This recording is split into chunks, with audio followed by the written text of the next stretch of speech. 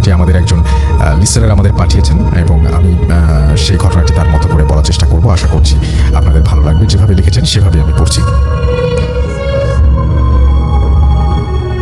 আচ্ছা, এটা হচ্ছে তিনি যেভাবে লিখেছেন। আমি চাই আমার ঘটনাটি পড়ে শোনান। ভূত এফএমে এটা আমার প্রথম ঘটনা, তাই গুছিয়ে না লিখতে পারার জন্য সরি। আসসালামু আলাইকুম রাসেল ভাই, আশা করি ভালো আছেন এবং ভালো লাগলে পড়ে শোনাবেন। আমার নাম এমডি মুবারক হোসেন, আমার বাড়ি ইন্ডিয়ার ওয়েস্ট বেঙ্গল ঔরঙ্গাবাদ। আচ্ছা, ঔরঙ্গাবাদ মনে হয় এটা হবে। আমি স্টুডেন্ট। এবং তারপরে তিনি তার ফোন নাম্বারটা শেয়ার করেছেন এবং তিনি বলেছেন যে কথা না বাড়িয়ে আমি ঘটনায় চলে যাচ্ছি। এটা আমার সঙ্গে ঘটা একটা ঘটনা। 2010 সালের 20 জুলাই আমার জন্মদিন। 3 দিন আগে আমি কলকাতা গিয়েছিলাম, তারপর বাড়ি ফিরছিলাম। কলকাতায় ট্রেনে চাপলাম। ওই দিন কিন্তু ওনার জন্মদিন ছিল, এমন না যে উনি জন্ম নিয়েছেন ওই দিন। তিনি বলছেন যে আমি কলকাতা গিয়েছিলাম, তারপর বাড়ি ফিরছিলাম। কলকাতায় ট্রেনে চাপলাম 6টা বেজে 50 মিনিটে। 7 ঘন্টার যাত্রা ট্রেনে। ওঠার পরে আমি কিছুক্ষণ দাঁড়িয়ে থাকি, তারপর একটা সিট পাই আর সেখানে বসি। আমার খুব ঘুম আসে, বাট সাধারণত বাস ট্রেনে আমার ঘুম আসে না। ভাবলাম হয়তো কালান্তরের জন্য ক্লান্তি হয়ে এসেছে, এই জন্যই হয়তো আমার ঘুমটা আসছে। তারপর আমি 10 মিনিটের মতো ঘুমাই, কিন্তু ঘড়িতে দেখি 11টা বাজে। একটু অবাক হই, ভাবলাম হয়তো ক্লান্তির জন্যই অনেকক্ষণ ঘুমিয়েছি, বুঝতে পারিনি। তারপর যখন আমি ঘুম থেকে উঠেই তখন দেখি, আমি এটা দেখার জন্য আমি একেবারেই প্রস্তুত ছিলাম না। আমি দেখি যে আমি যে বগিতে চেপে আছি সেই বগিতে আমি এবং আর 2জন ব্যক্তি, এবং দুজনই খুব অনেক স্পেলিং মিস্টেক পড়তে একটু সমস্যা হচ্ছে। দুজনই জুব্বা পরে দাঁড়িয়ে আছে। এখানে অবাক করার মতো ব্যাপার হলো যে আমি যখন ট্রেনে উঠেছিলাম প্রচণ্ড ভিড়, বাট ট্রেনে এখন 2জনকে দেখে আমি খুবই অবাক হলাম। এটা আমি কি দেখছি? বাট ওই 2জন ব্যক্তি নর্মাল মানুষের মতোই, কোনো চেঞ্জ নেই। তবুও আমার একটু ভয় লাগছে, একেবারেই নর্মাল, কিন্তু আমার কেন যেন ভয় লাগছে। কারণ আমি যখন ট্রেনে উঠেছিলাম তখন আমি ভিড়ের জন্য কিছুক্ষণ দাঁড়িয়ে থাকতে হয়েছিল আমাকে। তারপর ভেবেছিলাম হয়তো সবাই নেমে গিয়েছে, আবার আমার ঘুম পাচ্ছে। তখন আমি চোখ বন্ধ করিনি। আমি ভাবছিলাম এটা কি প্যারানর্মাল কোনো কিছু হতে পারে কিনা। না, ওসব কিছু না। হঠাৎ করে আমার মনে হচ্ছে বগিতে অনেক লোকজন আছে, মনে হচ্ছে লোকজনের ভয়েস শুনতে পাচ্ছি। আমি ভাবছি ট্রেন তো কোথাও দাঁড়ায়নি, তাহলে এত লোক কোন জায়গা থেকে এলো? আমি দোয়াদুরুদ পড়তে থাকি, আমি চোখ খোলার সাহস পাই না। এরকম করে 15 মিনিট কাটলো। তখন আমি 200-300 লোকের শব্দ পাচ্ছি এবং মনে হচ্ছে ট্রেনের বগি ভর্তি। এবং তারপর 7-5 ভাবতে ভাবতে আস্তে আস্তে চোখ খুললাম। এবার আমি যা দেখি তা আমাকে আরো বেশি অবাক করিয়ে দেয়। আমি দেখি যে এই বগিতে আমি ছাড়া আর কেউ নেই। আমার মনে মনে ভাবছি যে 2জন ব্যক্তি ছিল, তারা তাহলে কোথায় গেল? এবার আমি আরো ভয় পাই। আমাকে আরো 2 ঘন্টা ট্রেনে থাকতে হবে। কি করে থাকবো? আমি একাই, এবং এই দোয়া আরো বেশি বেশি করে পড়তে লাগলাম। আর আমার চোখ আমি বন্ধ করে নিলাম। চোখ বন্ধ করার সঙ্গে সঙ্গেই আমার মনে হচ্ছে আবারও বগি ভর্তি লোক। আমি এবার ভাবলাম আমি আর চোখ খুলবো না। তারপর আমি চোখ খুললাম না। 2 ঘন্টা কিভাবে কাটবে এটাই আমার মেইন ভাবনা ছিল। এবং তখন মনে হচ্ছিল যে 2 ঘন্টা না, আসলে আমাকে 2 দিন কাটাতে হবে। বাট আমি ভাবছি যে একবার চোখ খুলে দেখি, আবার ভয়ও করছে। 1 ঘন্টা পর আবার চোখ খুললাম। বাট এবার আমি যেটা দেখি যে ট্রেনে এত কিছু হবার পরও আমি এটা ভাবিনি যে আমি যা দেখলাম যে 2জন ব্যক্তি, একজন এক পাশে দাঁড়িয়ে, কিন্তু এবার 2জন ব্যক্তিকে মনে হচ্ছে যে ওরা মানুষ, কারণ সাদা জুব্বা পরে আছে। বিভৎস মানুষ না, বিভৎস চেহারা। 4 ফুট লম্বা হবে, চোখগুলো অনেক বড় এবং সাদা জুব্বা পরে আছে এবং বিভৎস চেহারা। 4 ফুট লম্বা, তার খুব বেশি লম্বাও না, এবং বড় লাল রঙের চোখ, এবং সেই চোখের মধ্যে কোনো কিছু নেই এরকম মনে হচ্ছে, এবং হাতে একটা লাঠি, লম্বা চুল। ওই 2জন দেখতে একই, কোনো পার্থক্য নেই 2জনের মধ্যে। এবার আমি খুব ভয় পাই আর মনে মনে দোয়া পড়তে থাকি। আর একবার এদিক আর একবার ওদের দিকে তাকাচ্ছি। আমি ভুলে গিয়েছিলাম যে চোখ বন্ধ করলে একটু সাহস পাই। হঠাৎ মনে পড়লো, তারপর আবার চোখ বন্ধ করলাম আর দোয়া পড়তে থাকলাম। আমার মনে মনে ভাবছি যে এইটা কি ঘটছে আমার সাথে। আমি চোখ খুলতে পারছি না। আবার মনে হচ্ছে ওই 2জন আমার কাছে আসছে, খুব কাছে আছে। আমাকে যদি কিছু করে, চোখ খুললেই আবার সেই বিভৎস চেহারা। তারপর মনে হলো ট্রেনটি আস্তে আস্তে থামছে। আমি ভাবলাম যে কোনো একটা স্টপেজ এসছে মনে হয়। ট্রেনটি থামতেই আমি চোখ খুললাম আর কোনো দিকে না তাকিয়ে গেটের কাছে গেলাম। আর দেখলাম যে না, এটা কোনো স্টপেজ না, এর কোনো স্টেশন না। আমার যেখানে ট্রেন থামবে সেটা আসতে আরও 20 মিনিট বাকি। ঘড়িতে তখন 12টা বেজে 40 মিনিট। এবং এবার আমি কি করব? আমি পিছনে তাকাতেও সাহস পাচ্ছি না, সিটে বসতেও পারছি না। ওই বিভৎস মুখগুলো আমার সামনে, আমাকে আবারও দেখতে হবে সেগুলো, এটাও ভাবছি। এবং ঠিক তখনই আমার মনে হচ্ছে কেউ যদি আমাকে এখন ধাক্কা দিয়ে ফেলে দেয়। আবার এটাও হচ্ছে যে সেই বিভৎস মুখগুলো দেখে আমি যদি সেন্সলেস হয়ে যাই, আমি কোথায় নামবো, কী করবো, এগুলোই ভাবছিলাম। আর 10-15 মিনিট সেন্সলেস হলেই তো আমি শেষ। আমি গেটের বাইরে তাকিয়ে রইলাম, আর ট্রেনের গেটের দুই পাশের যে রড বা লোহা আছে সেগুলো শক্ত করে ধরে রাখলাম। 7-5 ভাবতে ভাবতে দেখি ট্রেনটি আস্তে আস্তে স্টেশনে ঢুকছে। আমি একটু সাহস পেলাম, এবার আমি ট্রেন থেকে নেমে যাব। ট্রেন দাঁড়ালো, আমি নামলাম। তারপর আমি দেখলাম আমার পেছনে আরও 5-7 জন ব্যক্তি নামলো, আর দেখি আমার বগি ভর্তি লোক। আমি ভাবছি আমার সঙ্গে এটা কি ঘটলো। তারপর আমি ওই ব্যক্তিদের জিজ্ঞাসা করলাম, আপনারা কোথা থেকে এসেছেন? ওরা বলল কলকাতা। আমি পাগল হয়ে গেলাম। ঘটনাটা এখানেই শেষ হলে ভালো হতো, কিন্তু হলো না। আমি দেখি যে ঘড়িতে 1:05। এত রাতে কি করে বাড়ি যাব? তারপর আমার সঙ্গে এত কিছু ঘটেছে। আমি যদি সেন্সলেস হয়ে আমি যদি বেশ ভয় পাচ্ছিলাম। যাই হোক, আমি একটা রিক্সা পেলাম এবং আমাদের দিকে সে যাবে, এবং সেই স্টপেজ থেকে বা স্টেশন থেকে 4 কিলোমিটার দূরে। এবং আমি রাস্তা দিয়ে যাবো নাকি ট্রেনেই যাব এটা ভাবছিলাম ওই সময়। আমি ঠিক আপনার লেখাটা আসলে বুঝতে পারছিলাম, খুব অন্যরকম লাগছে লেখাটা। যাই হোক, এবং তারপরে আমি একটু দেখলাম যে আচ্ছা, তিনি বলছেন যে আমি ভাবলাম যে কোনো একজনের সাথে যাব। একজনকে পেয়ে গেলাম এবং তার সঙ্গে গেলাম, এবং রাস্তা দিয়ে হেঁটে 4 কিলোমিটারের মতো, এবং ভাবতে ভাবতে ওনার পেছনে হাঁটতে লাগলাম। একটা সিগারেট ধরলাম, ওই ব্যক্তিকে একটা সিগারেট দিলাম। দুজনে একসাথে খেতে খেতে 1 কিলোমিটার এলাম, এবং ওই ব্যক্তি আমার সাথে বাড়ি চললো। তারপর আমি যা দেখলাম, রেল লাইনের দুপাশে কবরস্থান, আর কবরস্থান, হাজার হাজার মানুষের ভিড়। সবাই একটা করে মানুষের সাথে সাদা জব্বা পরা, এবং তারা হচ্ছে বসে আছে। এবং সেই দুজন জব্বা পরা লোককে আমি আবারও সেই কবরস্থানের কাছে দেখলাম। তারপর দুজনে আমার কাছে চলে আসলো খুবই, এবং আমার মনে হলো যে তারা আমাকে ধরেছে, এবং তারা আমার গলা বন্ধ হয়ে আসছিল। আমি দুজনকে জোরে 2 হাত দিয়ে ধাক্কা দিয়ে দুই পাশে তারা ধাক্কা দিলাম, এবং দুই পাশে তারা পড়ে গেল, এবং আমি জোরে ছুটতে লাগলাম। এবং এরপরে আমি আমার বাসায় নিজেকে আমার নিজের বেডে আবিষ্কার করলাম। আমাদের গ্রামের একজন বললো যে আমি রাতে আম কুড়াতে গিয়েছিলাম, তখন তোমাকে দেখি যে তুমি শূন্যে ভেসে আছো, এবং আমি তোমাকে টাচ করতে গেলে দেখি যে তুমি নিচে পড়ে আছো। এবং তারপর একটা হুজুরের কাছে আমি যাই, এবং সেই হুজুরটি আমাকে তেল পড়া দিয়ে সুস্থ করেন আর কি। তো যাই হোক, লেখাটা গল্পটা স্টোরিটা খুব মজার ছিল আমি যখন পড়েছিলাম, কিন্তু স্টোরিটা একটু এলোমেলো করে লেখা, যার জন্য হয়তো আপনাদের বুঝতে সমস্যা হলো। বাট স্টোরিটা সেটা হচ্ছে, আমি যদি একটু গুছিয়ে বলি আপনাকে, যে উনি একটা ট্রেনে ট্রাভেল করছিলেন, এবং সেই ট্রেনে ট্রাভেল করার পরে উনি যখন দেখেন যে চোখ বন্ধ করেছিলেন, তখন দেখেন যে ট্রেনের মধ্যে তখন মনে হচ্ছিল যে অনেক মানুষ। আবার চোখ খুলতে দেখেন যে 2জন সাদা জব্বা পরা লোক দাঁড়িয়ে আছে। আবারও চোখ বন্ধ করেন তিনি, যে হয়তো এটা ভুল দেখছেন। এবং তারপর যখন তিনি আবারও চোখ খোলেন, তখন দেখেন যে ট্রেনের মধ্যে অনেক মানুষ, না ট্রেনের মধ্যে কেউ নাই, কিন্তু চোখ বন্ধ করা অবস্থায় মনে হচ্ছে অনেক মানুষ। এবং তিনি দেখতে পান সেই জব্বা পরা 2জন লোককে আরও বিভৎস অবস্থায়। এবং তিনি একটা সময় ভয় পেয়ে উঠে গিয়ে ট্রেনের দরজায় দাঁড়িয়ে থাকেন, এবং সেখানে দাঁড়িয়ে তিনি ভাবছিলেন যে আমি ট্রেনের ভেতরে গেলে তো আবার সেই বিভৎস চেহারা দেখতে হবে, এদিকে পথ আসতে আমার স্টেশন বা স্টপেজ আসতে অনেক দেরি, কী করবেন এরকম ভাবতে ভাবতে স্টপেজে তিনি ঢুকে পড়েন। এবং সেইখানেই যখন তিনি নামেন, তখন তিনি দেখেন যে ট্রেন থেকে অনেক মানুষ বের হচ্ছে। তার ট্রেনে আসলে মানুষ ছিল। মুশকিলটা হচ্ছে যে তাহলে উনি ট্রেনের মধ্যে শুধুমাত্র 2 জনকে কেন দেখছিলেন? এই প্রশ্নের কোনো উত্তর নেই। এইটাই রহস্যের জায়গাটা। এবং তিনি যখন বাড়িতে ফিরে যাচ্ছিলেন, সেই মুহূর্তেও তিনি দেখেন যে তিনি একজন লোককে রাস্তায় পেয়ে যান, এবং তার সঙ্গে যাচ্ছিলেন। এবং একটা পর্যায়ে তিনি নিজেকে আবিষ্কার করেন যে তিনি তার 2জন যে রেল স্টেশনের কাছাকাছি কোনো একটা জায়গায়, সেখানে দুই পাশে কবরস্থান ছিল, এবং সেই 2জন লোককে তিনি আবার দেখতে পান, এবং একসময় অনুভব করেন যে তারা তার কাছে চলে আসে এবং তাকে আক্রমণ করে। এবং তাদের কাছ থেকে ছাড়া পেয়ে নিজেকে ছাড়িয়ে নিয়ে কোনোভাবে তিনি দৌড়াতে শুরু করেন, এবং একসময় সম্ভবত সেন্সলেস হয়ে যান, এবং এরপরে তিনি তার বাসায় নিজেকে আবিষ্কার করেন। এই 2জন লোক তাহলে আসলে কে ছিল?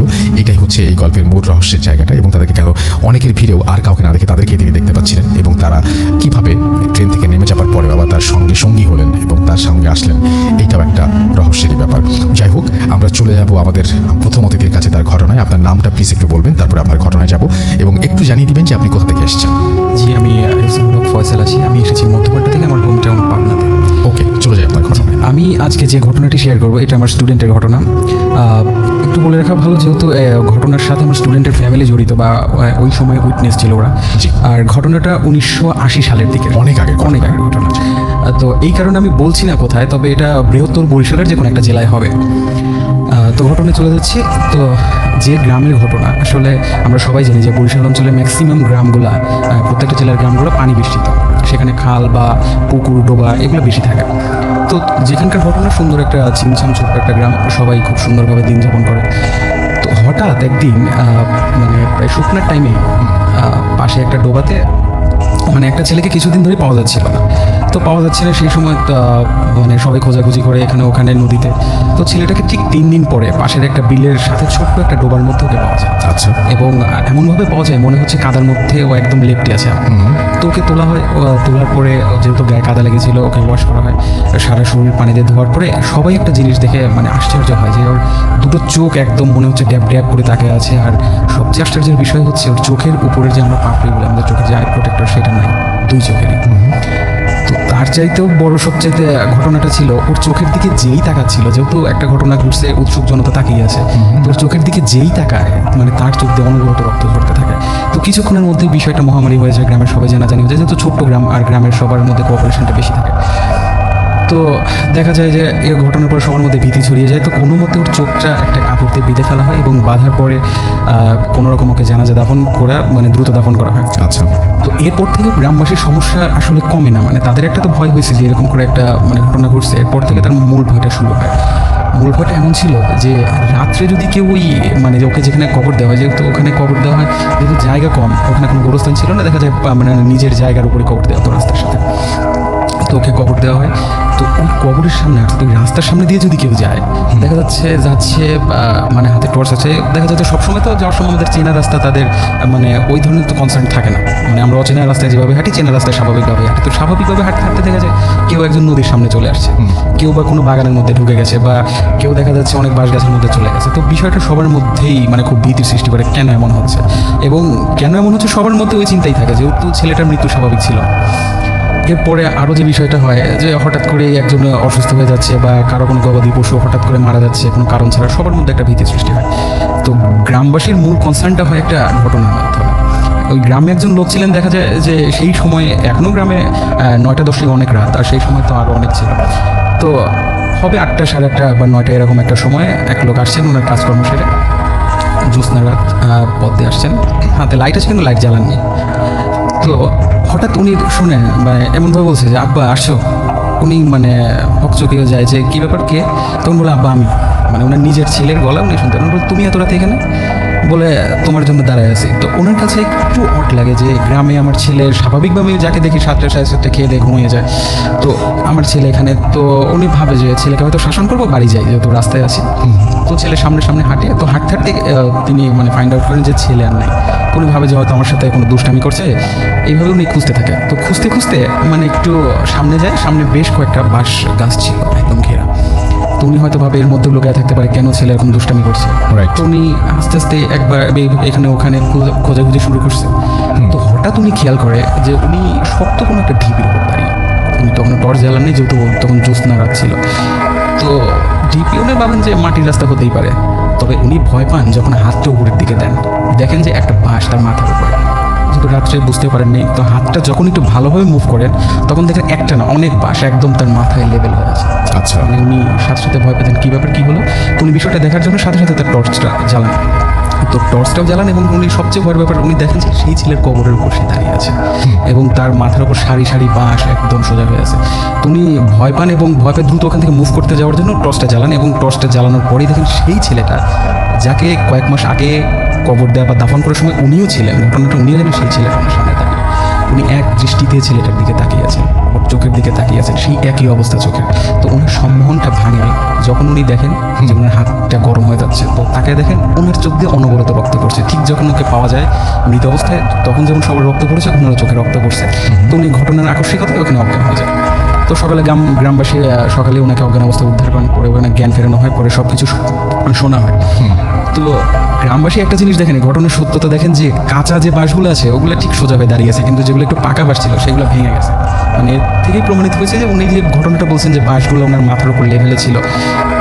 আর তারপরেও সবার মধ্যে আরও ভীতি বেড়ে যায় যে এমন কেন হচ্ছে। তো ওই গ্রামের বা পাশের গ্রামের বেশ কয়েকজন মানে হুজুরকে নিয়ে আসা হয় যে সমাধানের জন্য, যে দেখেন বেশ কিছুদিন ধরেই তো এইরকম সমস্যা কী করা যায়। তো হুজুররা আলোচনা বা তাদের রিচুয়াল করার পর বলে যে দেখেন আমরা বেশি কিছু বলতে পারবো না, এখানে যে জিনিসটা আছে এর সাথে আমাদের শক্তির কোনো মানে তুলনা করা যাবে না, আমরা এটা পারবোই না, আমরা কিছুই পারবো না, আমরা প্রাথমিক লেভেলেও যেতে পারবো না এর সাথে। তো গ্রামের বলছে কী করা যায়, এভাবে তো চলতে পারে না। তখন বলছে পাশের গ্রামে একজন কামেল ব্যক্তি আছেন, কামেল একজন হুজুর আছেন, ওনাকে ডাকতেন, উনি হয়তো কিছু করলেও করতে পারেন। তো গ্রামবাসী দ্রুত তাকে ডাকা হয়। তো উনি বিষয়টা সব কিছু শোনেন এবং শোনার পরে বলেন যে আসলে এখানে যে জিনিসটা আসলে মানে যে আমরা স্পিরিট বলি বা এইগুলো বলি, তো খুব শক্তিশালী। মানে আমরা স্বাভাবিকভাবে যে জিনের কথা বলি তার চেয়ে শক্তিশালী জিন, যেমন আমরা ইফরিত বা জুয়ান্নার কথা জানি, মানে এটা আমার ব্যক্তিগত opinion। জি জি। তো বলেন যে এটা সমাধান করা যাবে, তবে গ্রামবাসীর উপর থেকে একটা ঝড় বয়ে যাবে, সবাইকে শক্ত হতে হবে। তো বলছে কি করতে হবে? তো বলছে গ্রামবাসীর মধ্যে 2 জন শক্তিশালী যুবককে দিতে হবে, এবং এই 2 যুবককে নিয়ে আমি ওই কবরটা আবার খুঁড়ব, এবং এই কবর খোঁড়ার সময় এবং এই লাশটা দেখার পরে লাশের কি চেহারা, লাশের কি হয়েছে, এই 2 ব্যক্তি মৃত্যুর আগেও বলতে পারবে না, কাউকে বলতে পারবে না। অন্য যা কিছু বলতে পারবে, কিন্তু এই ওর লাশের যে কি অবস্থা এটা বলতে পারবে না, এবং গ্রামবাসী কেউ এই সময় আসতে পারবে না, সবাই যার যার ঘরে থাকবে, নিরাপদে থাকবে। তো বলছে আচ্ছা তাই হবে। তো একদিন দিন ঠিক করা হয় শুক্রবারে, এমনি মানে সেদিন সকালে ছিল বৃষ্টি মেঘলা একটা ভয়ের তো পরিবেশ। তো সকালেই ফজরের নামাজের পরেই মানে আলো ফুটছে, এই অবস্থায় লাশটাকে আবার খোঁড়া হয় এবং মানে ওই লাশটা তোলা হয়। তো লাশটা তুলে গ্রামবাসী সবাই যার যার মতো যার ঘরে চলে গেছে। মানে হয়তো কিছু মানুষ উৎসুক, হয়তো লুকিয়ে ছাপিয়ে দেখছে কি হচ্ছে। তো লাশটাকে নিয়ে ওই যেখানে ওকে পাওয়া যায়, অর্থাৎ যে বিলের পাশে যে ডোবার মধ্যে পাওয়া যায় সেই ডোবার পাশে যাওয়া হয়। তো ওই ডোবার পাশে একটা নারকেল গাছ ছিল, তো আগে থেকে নারকেল গাছটা কাটা হয় এবং ওকে 2 টুকরা করা হয়, এবং ওই 2 টুকরার মাঝে লাশটাকে রাখা হয়। রাখার পরে হুজুর তার নিজের মতো রিচুয়াল শুরু করেন এবং ওই 2 ব্যক্তিও পাশে থাকেন। তো রিচুয়াল করার এক মুহূর্তে সেই মানে স্পিরিটটা চলে আসে। তো চলে আসার পরে তখন মানে যারা দেখছে, যারা উইটনেস, মানে আমার স্টুডেন্টের নানি বা ওর আত্মীয় স্বজন অনেকেই দেখছে, তারা বলছে যে অনেকটা ছায়ার মতো, এমনিতে মেঘলা মানে ক্লিয়ার না। তো হুজুর ওকে প্রশ্ন করে, এই ঘটনাটা মানে আমি এখন যেটা বলছি সেটা এই বর্ণনাটা ওই 2 ব্যক্তি দেয় পরে, কারণ এটা পারমিটেড ছিল তাদের। শুধু পারমিটেড ছিল না চোখ দুটো বা লাশের কি বর্ণনা এটা বলা, মানে তার পারমিটেড ছিল না, অন্য সব কিছু পারমিটেড ছিল। তো হুজুরকে উনি মানে হুজুর বলেন যে তুই কে? তো ও কোনো কথা বলে না। তো বলে দেখ তুই মানে এরকম সমস্যা করিস না গ্রামবাসীর সাথে, তুই বল তুই কি চাস সেটা শুনতে হবে, আর তোর কি সমস্যা সেটা বল, তুই কি চাস? তো বল আমি ওই ছেলে চোখ দুটো চাই। তো বলে চোখ দুটো চাস মানে? এটা খুব একটা অদ্ভুত জায়গা, কিন্তু ওই যে চোখ দুটো চেয়েছে। তোকে বলছি ও মারা গেছে, ওর চোখের এই ব্যাপারটা, ওর চোখ যে দেখে সেই মানে যার চোখ দিয়ে রক্ত পড়ে, নিশ্চয়ই এখানে তোর কোনো কাজ আছে। বলছে হ্যাঁ আমি ওর চোখ দুটো নিতে চেয়েছিলাম, কিন্তু আমি যে কোনোভাবে পারিনি, কিন্তু এখন আমার চোখ দুটো চাই। তো বলছে না এটা সম্ভব না, তোকে শুধু ট্র্যাপে ফালানোর জন্য বা তোকে আনার জন্য শুধু ওকে কবর থেকে তোলা হয়েছে, এটাই তো অন্যায়, কিন্তু তুই এই কাজটা করতে পারিস না। তো তুই কি হলে যাবি? বলছে আমি যাবো না। তুই কী চাস? আমি চোখ দুটোই চাই। তো এরকম অনেকক্ষণ নাকি হুজুরের সাথে বাগবিতণ্ডা ওর কথা। তো এক পর্যায়ে হুজুর মানে আরও রিচুয়াল করে তার নিজের মধ্যে কোন স্পিরিট হাজির করেন, এবং ওকে মানে লাশটাকে যে 2 টুকরা মানে নারকেল গাছের 2 টুকরার মধ্যে রাখা হয়েছিল, উপরের টুকরা হুজুর ধরে ওর দিকে ছুঁড়ে মারেন, এবং তখন ওর একটু ভয় হয়, মানে হুজুর নিজের একটু শক্তি হয়ে দেখেন। তুমি বলেন যে দেখ তুই আসছিস, তোকে আমি নিয়ে আসছি, কিন্তু এখন তুই কখনোই যেতে পারবি না, এবং তুই যত কিছুই করিস আমি তোকে যেতে দেবো না, এবং তোর একটা বিহিত করবো, তুই বলকে। তখনও একটু নরম হয়, স্পিরিটটা নরম হয়, এবং বলে যে আমি পাশের কোনো একটা দেশের, আমি দেশটার নাম আমাকে কেউ বলে না, আমি বলতে পারলাম না যে কোন দেশ, তবে বাইরের কোনো একটা দেশের বলে যে একজন মানে ব্যক্তি যে ব্ল্যাক মিউজিক করতো, তো ওই জিনটাকে দিয়ে ব্ল্যাক মিউজিক করাতো, এবং এই ব্ল্যাক মিউজিকের ইফেক্ট, তার একটা জাদুর ইফেক্ট একটা এই জিনের ওপর পড়ে, এবং যার ফলে ওর একটা চোখের সমস্যা হয়, এবং এই প্রতিশোধ ও নেয় ওখান থেকে ছুটে, যে আমি যাকে দেখবো প্রথমেই তার চোখ দুটো নেব, ওর একটা এরকম জিদ থাকে। তো বলে আচ্ছা সবই ঠিক আছে, তুই কাজটা ঠিক করিসনি আসলে, মানে এটা ঠিক হয়নি, তো তুই কি হলে যাবি? বলছে আমি চোখ দুটো হলেই যাবো। বলছে না এটা সম্ভব না, এটা কোনোভাবেই সম্ভব না, চোখ দুটা তুই নিতে পারবি না। তো বলছে তুই কী চাস? তো অনেকক্ষণ এরকম বাগবিতণ্ডার পরে বলছে যে আমি 2টো গরু অথবা মহিষের চোখ চাই। বলছে না সেটাও সম্ভব, তুমি যদি জ্যান্ত মহিষ চাস বা জ্যান্ত গরু চাস সেটা দিতে পারবো, শুধু চোখ দেওয়া যাবে না, এটা অমানবিক কাজ করা যাবে না। তো বলছে আচ্ছা আমি সেটাতেই রাজি। তো এরকম তার সাথে কোঅপারেশন করার পরে আবার মানে লাশটাকে মানে দাফন করা হয়, এবং গ্রামবাসী প্রায় 7 দিনের মধ্যেই টাকা জোগাড় করে, মানে আমি যেটা শুনেছি। তবে এখানে যে ঘটনাটা বলবো, মহিষ 2টো জোগাড় করা হয়, 2টো মহিষ জোগাড় করে, এবং এটার উইটনেস আমার স্টুডেন্টের নানি নিজে একদম নিজের চোখে দেখান। গ্রামবাসী তো দেখে যে মানে মহিষ 2টা নিয়ে মানে সকালে নামাজের পরে শুধু মানে পানিতে, নদীতে হোক বা এখানে আমি ক্লিয়ার না, নদীতেই রাখছে হয়তো, শুধু মানে মহিষটাকে রাখছে, একটা মানে স্বাভাবিক একটা ঢেউ এসে সাথে সাথে মহিষটা ভ্যানিশ। এখন মহিষ সাঁতারও জানে, যেটা আমরা জানি স্বাভাবিকভাবেই, কিন্তু মানে ওনার নানি যেটা আমাকে বলছে যে শুধু মানে মহিষটা পানিতে দেয়া বাকি, হারায় যাওয়া বাকি নেই। তো এরপর থেকে মোটামুটি সেই গ্রামে আর কখনো সমস্যা হয়নি এখন পর্যন্ত, যেটা আমি শুনেছি। এটাই ছিল আমার। Thank you so much, thank you. ঘটনাটা অনেক ইন্টারেস্টিং, এবং আপনার তো আরেকটা ঘটনা আছে রাইট? জি, সেই ঘটনাটা আমরা শুনবো এবং আবার আপনার কাছে ইনশাল্লাহ ফিরে আসবো। এখন যেটা করবো সেটা হচ্ছে যে আপনারা যেটা লিখছেন, দেখি যে কে কি লিখছেন। আমাদের এখানে টুইটারে অনেকেই লিখছেন এবং MH সোহাগ আমাদের সঙ্গে আছেন বরিশাল থেকে। ঘটনাটা খুব ভয়ের ছিল এবং অসাধারণ সেটা তিনি জানিয়েছেন এবং আমাদের সঙ্গে আছেন দেখতে পাচ্ছি। এছাড়াও আর যে ইউইন এবং তিনি আমাদের অ্যাপ দিয়ে শুনছেন। সিফাত ইসলাম আমাদের সাথে আছেন, খুব ভয় পাচ্ছি এটা তিনি লিখেছেন। আমাদের সঙ্গে আছেন মহিউদ্দিন আহমেদ এবং তিনি তার ফ্রেন্ড তারেক, তারা শুনছেন। আমাদের সঙ্গে আছেন দেখতে পাচ্ছি। এছাড়াও এখানে আমাদের সাথে আছেন ফারহান শাহরিয়ার এবং তারও ভয় লাগছে তিনি জানিয়েছেন। ফারহান সাদিক ফাহিম আমাদের সাথে আছেন এবং গত সপ্তাহে তার কমেন্ট পড়া হয়েছিল সেটা তিনি জানিয়েছেন। MD আশিক সরকার পাবনা থেকে শুনছেন আমাদেরকে। আমাদের সাথে আছেন দেখতে পাচ্ছি এই মুহূর্তে ড্রিমলেস সজল, আমাদের সঙ্গে আছেন সিফাত ইসলাম, MD রাজীব হুসাইন আমাদের সঙ্গে আছেন, ফারহান শাহরিয়ার আমাদের সঙ্গে আছেন, সিফাত ইসলাম আমাদের সঙ্গে আছেন, রিপন আহমেদ আমাদের সঙ্গে আছেন দেখতে পাচ্ছি। এছাড়াও MD আরিফুর রহমান এবং তিনি রংপুর থেকে আমাদের সঙ্গেই আছেন সেটা তিনি জানিয়েছেন। রবিউল ইসলাম রবি আমাদের সঙ্গে আছেন। আমাদের সঙ্গে তিনি বলছেন যে তিনি অ্যাপ দিয়ে শুনছেন না, তিনি আপনি মনে হয় না অ্যাপ দিয়ে শুনছেন। আচ্ছা, আমাদের সঙ্গে আছেন আফরিদি হাসান এবং আমাদের সঙ্গে আছেন দেখতে পাচ্ছি। এছাড়াও আরও অনেকে, সঞ্জিদা রহমান নিশি আমাদের সঙ্গে আছেন দেখতে পাচ্ছি। এছাড়াও রেহানুর রহমান স্বাধীন, এছাড়াও আমাদের সঙ্গে আছেন দেখতে পাচ্ছি বিশাল বৈরাগী রাজভীর এবং গোপালগঞ্জ থেকে তিনি শুনছেন। আমাদের সঙ্গে আছেন MD আরিফুর রহমান, ইমেইলটা তার কাছে ভালো লেগেছে। আমাদের সঙ্গে আছেন ফারহান শাহরিয়ার সহ আরও অনেকে। আমাদের সঙ্গে আছেন আবুল রহমান ফয়সাল আছেন আমাদের সঙ্গে দেখতে পাচ্ছি। এছাড়াও TCB তামিম আমাদের সঙ্গে আছেন দেখতে পাচ্ছি। এছাড়াও রাজ মিয়া সহ আরও অনেকে। আমাদের ফেসবুকের দুটো পেজ রয়েছে এবং ভূত এফএমের যে পেজটা সেখানে আমি দেখতে পাচ্ছি যে অনেকেই এখন এখানে আছেন। আমাদের সঙ্গে আছেন সেকেন্ড ঘটনাটা তার কাছে ভালো লেগেছে। তিলক হাওলাদার তিনি জানিয়েছেন। MD রায়হান মিয়া আমাদের সঙ্গে আছেন এবং তিনি বলছেন ভাই প্রথম ঘটনা ভালো লাগলো এবং ইন্টারেস্টিং লেগেছে তার কাছে।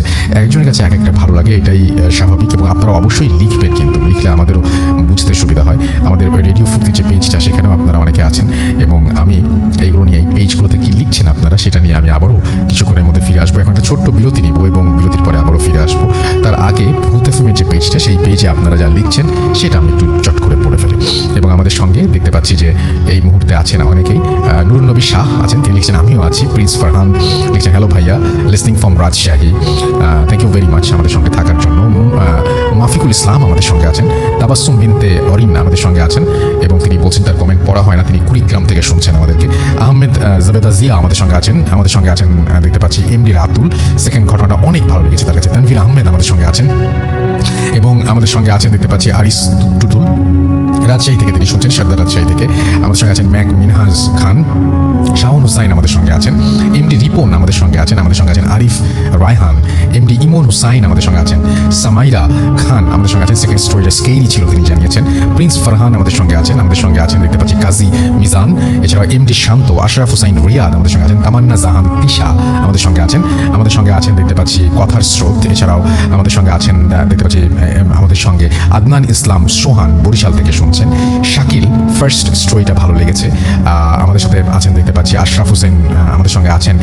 আরিয়ান সিফাত, এছাড়াও তিতাস আমাদের সঙ্গে আছেন। আব্রাহাম খান শফি আমাদের সঙ্গে আছেন। মাসুম বিল্লাহ আমাদের সঙ্গে আছেন দেখতে পাচ্ছি। তামিম আহমেদ, এছাড়াও অরূপ দাস আমাদের সঙ্গে আছেন GR সাগর, প্রিন্স ফারহান সহ আরও অনেকে।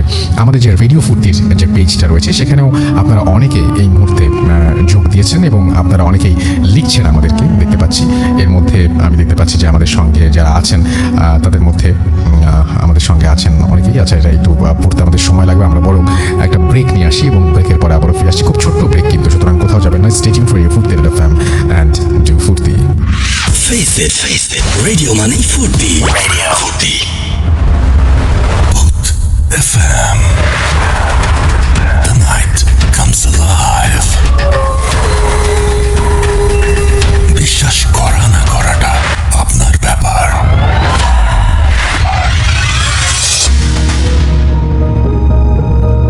ওয়েলকাম ব্যাক, শুনছেন রেডিও ফুর্তি FM। ঘড়িতে সময় রাত 12:31। আমি রাস্তাল আছি সাথে এবং এই মুহূর্তে আবারও চলে যাব ঘটনায়। আমাদের সঙ্গে আরও একজন অতিথি আছেন, তবে তার আগে জানিয়ে দিই আমাদের সাথে কীভাবে কমিউনিকেট করবেন। আমাদেরকে যদি লিখতে চান, আপনার ঘটনা পাঠাতে চান, যদি আমাদের আমাদের স্টুডিওতে এসে সেই ঘটনা আপনি শেয়ার করতে চান, আমাদের সেই ঘটনা যদি যেটা আপনি পাঠাবেন সেটা যদি চান যে আমি পড়ে শোনাই, তাহলে আপনাকে যেটা করতে হবে, আমাদেরকে ইমেইল করতে হবে। আমাদের ইমেল অ্যাড্রেস হচ্ছে bhoothfm@radiofutti.fm, which is bhoothfm@radiofutti.fm। আপনার নাম, ঠিকানা এবং ফোন নাম্বার সহ আপনার জীবনে ঘটে যাওয়া বা আপনার জানা সেরা ঘটনা লিখে পাঠিয়ে দিন আমাদের কাছে। ঘটনার শুরুতে অবশ্যই উল্লেখ করুন যে ঘটনাটি আপনি স্টুডিওতে এসে শেয়ার করতে চান, নাকি আপনি চান আপনার ঘটনা আমরা পড়ে শোনাই। যারা দেশের বাইরে আছেন তারা সরাসরি অডিও ক্লিপ পাঠাতে পারেন বা লিখেও পাঠাতে পারেন ঘটনাটি। আমাদের দুটো ফেসবুক পেজ রয়েছে, www.facebook.com/radio.futti and www.facebook.com/bhoothfm.russell। চলে যেতে পারেন আমাদের টুইটার পেজে RUSSELL স্পেস ভূতএফএম, BHTTFM স্পেস তো না, আন্ডারস্কোর ভূতএফএম। অলরাইট, আমরা চলে যাবো আমাদের ঘটনায় এবং আমাদের পরবর্তী অতিথির কাছে আমরা যাবো। আপনার নামটা প্লিজ একটু বলবেন, আপনি একটু ইন্ট্রোডিউস করবেন আপনার নিজেকে, আপনার নাম বলবেন, কোথা থেকে এসেছেন, তারপরে আপনার ঘটনায় চলে যাবো আমরা সরাসরি। জি। প্রথমে আপনাকে অনেক থ্যাঙ্কস, অনেক দূর থেকে এসেছেন কষ্ট করে আমাদের সাথে যোগ দিয়ে আপনার ঘটনা শোনানোর জন্য। Thank you very much. আজকে আমি যে ঘটনাটা বলবো সেটা আমার নিজের সাথে ঘটে যাওয়া। যে দিনটা ছিল আসলে শুক্রবার। প্রতিদিনকের মতো আমি সকালবেলা ঘুম থেকে উঠে দোকানে চলে যেতাম, আর আসতাম হয়তো দুপুরবেলা, এসে খাওয়া দাওয়া করে আবার ঘুমাই পড়তাম। তো শুক্রবার সকালবেলা আমি যখন সকালে ঘুম থেকে উঠে দোকানে যাই, তো দেখি 11টার দিকে দেখি দোকানে অনেক লোক আসছে, হয়তো তারা গাড়ি করে আসছিল।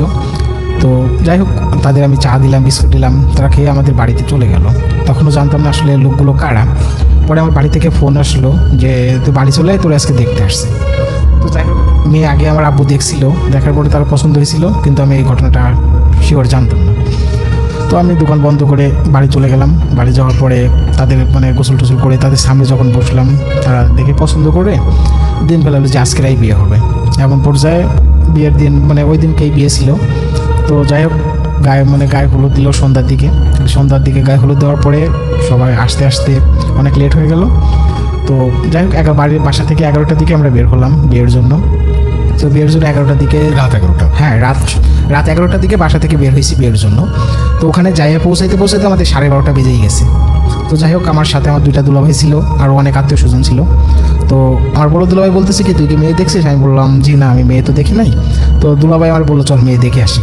তো এক পর্যায়ে ওখান থেকে উঠে আমরা যাই মেয়ে দেখতে গেলাম। তো মেয়ে দেখতে যাই অবাক হয়ে গেলাম যে আসলে এটা কি পছন্দ করছে আমার আব্বু, বা এই সে আত্মীয় স্বজন এসে কী দেখে গেছে। তো যাই হোক, মেয়ে তো একটু পছন্দ হয়নি। তো ওই সময় আমি আমার দুলাভাইরে বললাম, দুলাভাই আমি এই বিয়ে করবো না, আমি বাড়ি চলে যাবো। তো এই নিয়ে অনেক ঝোলাঝুলি করার পরে আমার দুলাভাই এক পর্যায়ে বলে বসলো কি, দেখ তোর আব্বু তো এই মেয়েটা পছন্দ করে গেছে, তো তুই যদি এটা বিয়ে না করিস তাই এখানে অনেক লোকজন আছে, হয়তো অনেক অসুবিধা হইতে পারে। তো আমি আর কোনো উপায় না দেখে বিয়ে করে বাসায় চলে আসলাম। তো বিয়ে শেষ হলো রাত 3টার দিকে, আর বাসায় আসতে আসতে 4:30 এরকম বেজেই গেল। তো 4:30টার সময় যখন আমি গাড়ি থেকে নামলাম, গাড়ি থেকে নেমে আমি বাসায় আসলাম, প্যান্টটা খুললাম, পাঞ্জাবিটা খোলার পরে লুঙ্গি পরে আমি রীতিমতো দোকানে চলে গেলাম। যে বাড়িতে ভালো লাগতেছে না, এই অনেক কিছু ভেবে বাড়ি থেকে আমি দোকানে চলে গেলাম। তো দোকান থেকে আসলাম, দোকানে যখন গেছি, তারপরে 11টার দিকে দুলাভাই গেল, দুলাভাইরা যে বসলো, চা খাওয়াইলো, আমি চা খাইলাম, তারপর একটা সিগারেট খাইলাম। সিগারেট খাওয়ার এক পর্যায়ে দুলাভাই বলতেছে কি চল এখন বাসায় যাবো, তোর ভাই ছোটোটা আসতেছে, তো ছোটোটা আসলে তুই বাসায় চলে যাস। আমি বললাম আচ্ছা ঠিক আছে, ও আগে আসুক। তো ছোটো ভাই যখন আসলো, আমি 2টার দিকে দোকান থেকে বাসায় উদ্দেশ্যে বের হলাম। তো বাসায় যে এক পর্যায়ে বাসায় পৌঁছায় গোসল করে খাওয়া দাওয়া করে আমি একটু ঘুমানোর পরে বিকাল 4টা অথবা 5টার দিকে আমার দুলাভাইয়ের সাথে করে নিয়ে আমি আবার বাজারের দিকে গেলাম। বাজারের দিকে এসে দুজনে বসে গল্প করতেছি বা চা খাইতেছি, অনেক কিছু খাওয়া শেষ করে রাত যখন 9টা বাজে তখনই বাসার দিকে দুলাভাই বললো চলে এখন বাড়িতে যাই। তো আমি 9টার দিকে দুলাভাইয়ের সাথে বাড়িতে আসলাম। বাড়িতে আসতে 9:40 অথবা 45 এরকম বেজেই গেছে। তো বাড়িতে যাওয়ার পরে বাড়িতে তো একটু ভালো লাগতেছিল না। তো আমি দুলাভাইয়ের সাথে আমাদের পুকুর পাড়ে যেয়ে বসে রয়েছি। তো পুকুর পাড়ে দুলাভাই আমি গল্প করতে করতে প্রায় 10:30 বাজে। ওই সময় বলতেছে চল তোর আব্বু বাড়ি আসে, চল যাই খাওয়া দাওয়া করে নিই। তো সবাই একসাথে খাওয়া দাওয়া করলাম। খাওয়া দাওয়া করার পরে আমি যখন ঘরে ঢুকলাম, ঘরে ঢোকার পরে আমার টোটালি ভালো লাগতেছিল না। তো হঠাৎ রাত 11:05 অথবা 10 এরকম টাইমে আমি ভাবলাম যে আসলে বাড়িতে তো ভালো লাগতেছে না, দেখি বাজারের দিকে যাই। তো দোকানের চাবি অলরেডি আমার কাছে একটা থাকেই, আর আব্বুর কাছে একটা থাকে। তো আমি বাসা থেকে বেরোয় রাত 11:20 বাজে, তখন আমি ঘড়িটা দেখছিলাম 20-এর দিকে। আমি আস্তে আস্তে বাজারের দিকে গেলাম। তো বাজারের দিকে যাওয়ার পথে আমার কোনো অসুবিধা হয়নি, আর আমাদের ওই রাস্তাটা ছিল অনেক ভয়ঙ্কর। তো টুকটাক অনেক কিছু ঘটছে সবার সাথে, তো এর আগে আমি কখনো এটা অনুভব করি নাই। তো যাওয়ার সময় কোনো অসুবিধা হয় নাই। তো রাত আমি টিভি যাই, দোকান শাটারটা খুলে টিভি দেখতে দেখতে এক পর্যায়ে রাত 2টা বেজে গেছে। তো 2টা বাজার সময় সিকিউরিটি গার্ড আমার এসে বলতেছে, কিরে তোর এত রাত পর্যন্ত তুই বাজারে কেন, তুই বাড়ি যাবি না? আর আজকে না তোদের বাড়ি এরকম অনুষ্ঠান হচ্ছে, এসে অনেক কিছু বললো। তো আমি মোবাইলটা বের করে দেখি তখন রাত বাজে 2টা।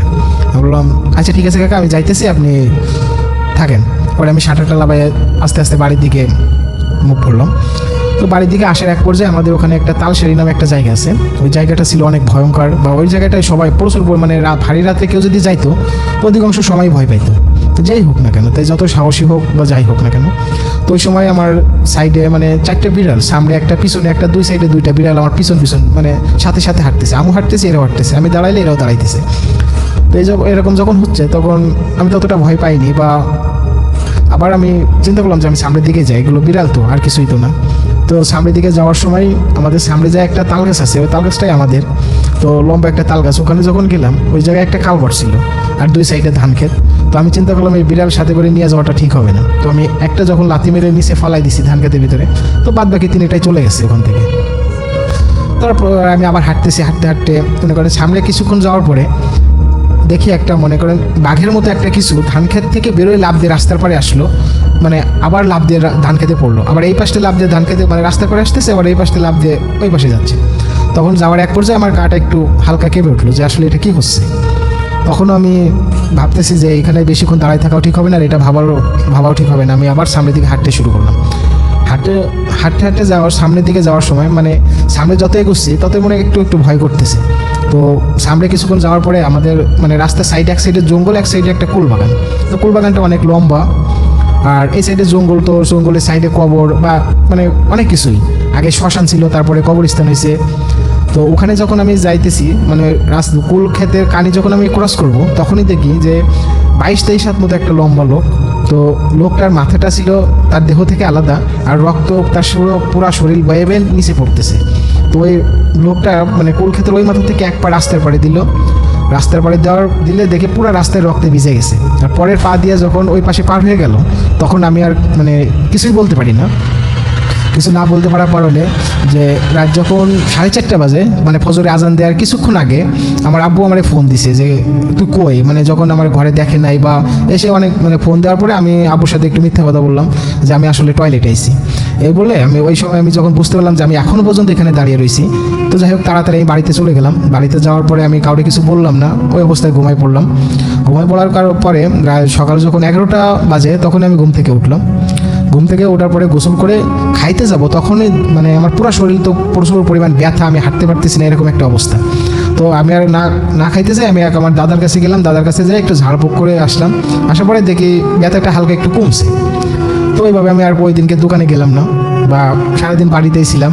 তারপরে সন্ধ্যার সময় যখন আমি সন্ধ্যার পরে মাগরিবের আজানের কিছুক্ষণ পরে আমি টয়লেটে যাওয়ার জন্য বের হলাম। তো টয়লেটে যখন গেছি, যাওয়ার পরে টয়লেট থেকে বেরোয় দেখি আমার পা দিয়ে খালি রক্তই বের হচ্ছে, কোনো কাটার চিহ্ন না, মানে কোনো জায়গায় কেটে গেলে যেরকম রক্ত বেরোয় এরকমই বেরোচ্ছে, কিন্তু কোনো জায়গা থেকে কোনো কাটার কোনো পাওয়া যাচ্ছে না। তো আমি ওইটা আমার দাদি দেখলো, দাদি দেখার পরে আমার দাদি বলতেছে কী ব্যাপার তোর রক্ত বেরোচ্ছে কেন? আমি বলছি সেটা তো জানি না, কোনো জায়গায় কোনো কাটেও যায় নাই বা মানে কোনো আঘাতও লাগে না, এমনি রক্ত বেরোচ্ছে। তা তুই তখন দাদি বলতেছে তুই একা একা বাইরে এসেছিস কেন? তো আমি দাদির সাথে পুরো ঘটনাটা শেয়ার করলাম। তো দাদি আমার অনেক ধমক দিল যে তুই এরকম গায়ে হলুদ হয়েছে, বিয়ে হয়েছে, সেদিনকে তুই বাইরে গেছিস কারণ না নিয়ে, আর রাত্রে যদি ও মানে অন্যরকম কিছু হইতো তখন কি করতি? তো আমি আর কিছু বললাম না, দাদিরও বলতে নিষেধ করলাম। তো এইভাবে তারপরে একদিনকে আমি একটা কবিরাজের কাছে গেলে একটা মাদুলি দিল, তারপর থেকে স্বাভাবিক ছিল। এই ছিল আমার। ওকে, থ্যাংক ইউ সো মাচ। আপনার ঘটনার জন্য আপনাকে অনেক অনেক ধন্যবাদ, এবং আশা করছি যে আপনাদের কাছে ওই ঘটনাটি ভালো লেগেছে। আমি যেটা বলছিলাম যে আমরা ফুর্তির যে রেডিও ফুর্তির যে পেজটা, সেখান থেকে আমরা কিছু কমেন্ট করতে চেয়েছিলাম, সেই কমেন্টে আমরা যাবো। তার আগে আরও একবার বলি যে এই পেজটার অ্যাড্রেসটা হচ্ছে www.facebook.com/video.ফুর্তি। এখানে এসে আপনি লিখতে পারেন, আমাদের আজকে যে পোস্টার রয়েছে তার নিচে লাইক দিতে পারেন, কমেন্ট করতে পারেন, শেয়ার করতে পারেন, আরও বেশি মানুষকে জানাতে পারেন আমাদের এই পেজটির সম্পর্কে। এবং সে সাথে আমাদের www.facebook.com/bhutfm.russell এই পেজে গিয়েও কিন্তু আপনি আপনার কথা লিখতে পারেন এবং জানাতে পারেন আরও সবাইকে। নূর মোহাম্মদ জন আমাদের সঙ্গে আছেন, বগুড়া থেকে শুনছেন তিনি। আরিয়ান রয় আমাদের সঙ্গে আছেন এবং তিনি বলছেন ভালো লাগছে ভাইয়া। মোহাম্মদ ইব্রাহিম নাইম আমাদের সঙ্গে আছেন। রাজন রাওহা আমাদের সঙ্গে আছেন। আমাদের সঙ্গে আছেন শাহাবুদ্দিন শুভ, আমাদের সঙ্গে আছেন আকাশ আফ্রিদি, এমডি অনন আমাদের সঙ্গে আছেন, আর জে আসাদুজ্জামান আমাদের সঙ্গে আছেন, গাজী সোহেল আছেন আমাদের সঙ্গে, শিফাত ইসলাম আমাদের সঙ্গে আছেন, কাউসার আহমেদ আমাদের সঙ্গে আছেন, আসলাম আমাদের সঙ্গে আছেন, উৎস কুমার দে আমাদের সঙ্গে আছেন, তৌফিকুল ইসলাম তৌসিফ আমাদের সঙ্গে আছেন, ইসরাত জুই আমাদের সঙ্গে আছেন, সাদিয়া সুলতান রিচি আমাদের সঙ্গে আছেন, মেহজাবিন মুন আমাদের সঙ্গে আছেন, তামিম খন্দকার আমাদের সঙ্গে আছেন দেখতে পাচ্ছি। এছাড়াও শিফাত ইসলাম সহ আরও অনেকে দিনাজপুর থেকে আমাদের সঙ্গে আছেন, সিরাত আল রহমান, ফজলি রাব্বি আমাদের সঙ্গে আছেন, হাসবি রিফাত হাসিবুর আমাদের সঙ্গে আছেন দেখতে পাচ্ছি, আবির মাহমুদ আমাদের সঙ্গে আছেন, HRZ বিশ্বজিৎ আমাদের সঙ্গে আছেন দেখতে পাচ্ছি, মন পরাণ আমাদের সঙ্গে আছেন, বরিশাল আল আমিন আমাদের সঙ্গে আছেন দেখতে পাচ্ছি। এছাড়াও শাহাদাত ইসলাম, ইহাদ ইমন, প্রিন্স, SK বিজয়, MD আবির, মিজানুর রহমান শিমুল, সাদমান রহমান, তানজিল চৌধুরী, আশরাফুল ইসলাম খান, মাহাদি সৌরভ, নুরুল সহ আরও অনেকে। ছোট্ট একটা বিরতি যাবো এবং বিরতির পরে আবারও ফিরে আসবো আমাদের প্রথম অতিথিকে নিয়ে এবং তার কাছে আরও একটা ঘটনা আমরা শুনবো তারপরেই। এবং সেই পর্যন্ত আমাদের সঙ্গেই থাকুন। স্টে টিউনড ফর ফুর্তি FM and do ফুর্তি। Face it, radio মানেই ফুর্তি। ফুর্তি FM. The night comes alive.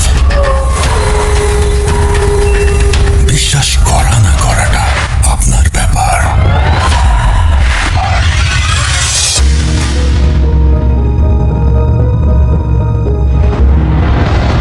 Welcome back এবং বাংলাদেশ টিমকে অভিনন্দন একটা চমৎকার খেলা উপহার দেওয়ার জন্য আমাদেরকে একটা জয় উপহার দেওয়ার জন্য। আমরা ফাইনাল নিয়ে বেশ আতঙ্কিত ছিলাম। আমরা অনেকেই বলছিলাম যে না, আমাদের বাংলাদেশের ফাইনালে আমরা গেলে আমাদের মাঝে আমাদের শেষে মানে তীরে গিয়ে তৈরি বের কয়েকটা অবস্থা আর কি, বাট সেরকম কিছু হয় না। আমি সবসময় যেন বলি যে আজকে মানে আমি সকালেও বলেছি যে আমি কোনো সময় মানে খেলা নিয়ে কোনো সময় বাংলাদেশের খেলা নিয়ে কোনো সময় হতাশ হই না।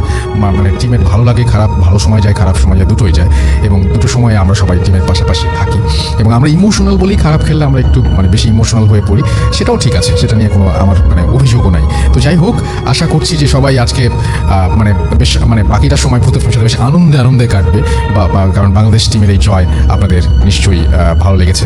আমি দেখতে পাচ্ছি যে RP দাস লিখেছেন আজ বোধহয় আসিফ ভাই জিতেই যাবো। হ্যাঁ ভাই, জিতে তো গেছি আমরা। সিফাত ইসলাম রাকিব আমাদের সঙ্গে আছেন, অভিমানী সোহান আমাদের সঙ্গে আছেন। সেকেন্ড স্টোরি আমার প্রথম ভালো লাগছে, সেকেন্ড স্টোরি যিনি বলেছেন তিনি কিছুক্ষণের মধ্যে আবারও একটা ঘটনা নিয়ে আপনাদের সাথে সামনে আসবেন, সুতরাং একেবারে চিন্তিত হওয়ার কোনো কারণ নেই। মিনহাজুল ইসলাম মামুন আমাদের সঙ্গে আছেন, SS সাব্বির আমাদের সঙ্গে আছেন দেখতে পাচ্ছি, শাহিন খান জেমস আমাদের সঙ্গে আছেন, আমি টুইটার থেকে পড়ছি, রুবেল খান, রাইফুর রাব্বি আমাদের সঙ্গে আছেন, রফিকুল ইসলাম আমাদের সঙ্গে আছেন দেখতে পাচ্ছি। এছাড়াও আমাদের এস অফিসিয়াল আমি বুঝিনি, আচ্ছা আমাদের সঙ্গে আছেন সাইফুল ইসলাম SR আমাদের সঙ্গে আছেন আরও অনেকেই।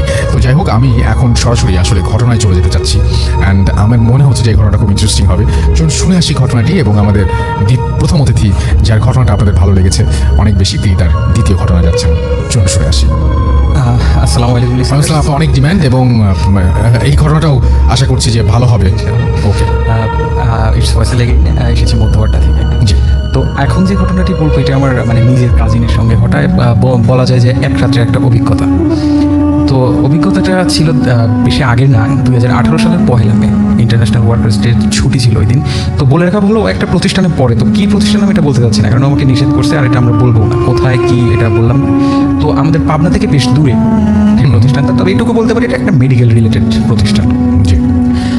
তো দেখা গেছে 1 মের ছুটি, ও আবাসিক হোস্টেলে থাকে। তো সবাই বলছে যে যার মতো বাড়ি চলে গেছে। তো ও যে রুমে থাকে ওকে গণরুমই বলা যায়, 25 জন থাকতো। সবাই ওকে নিষেধ করছে তুই থাকিস না, যেহেতু একটু সমস্যা হবে, আগে থেকেই সমস্যা হবে। তো ও আর ওর এক মানে সিনিয়র বড় অপর রাত্রে থাকে, তো সবাই নিষেধ করে এবং ও জানে যে ওই বড় অপর কিছু সমস্যা আছে বলতে দেখা যায় রাত্রে তার খিচুনি হচ্ছে বা মানে অ্যাবনর্মাল আচরণ করে, এরকম কিছু করে। তো বলছেন না এটা স্বাভাবিক, আপুর সাথে থাকি, এটা আমি মানিয়ে নিয়েছি, এটা সমস্যা নেই, যেহেতু সামনে পরীক্ষা, পড়াশোনা করতে হবে। তো বলছে দেখে থাকিস, আর যদি কোনো সমস্যা হয় মানে গার্ডকে ফোন দিস। মানে সবাই একটু নিষেধ করে যে থাকিস না। তো বলে যে একদিনের জন্য আমি আবার পাবনা যাবো, আবার একটা সমস্যা কাটিয়ে নেবো, কোনো সমস্যা নেই রাত্রে। যথারীতি পড়তে বসছে। তো বলে রাখা হলো মানে যথারীতি ছোটোখাটো সমস্যা আগে থেকেই ওদের রুমে আছে।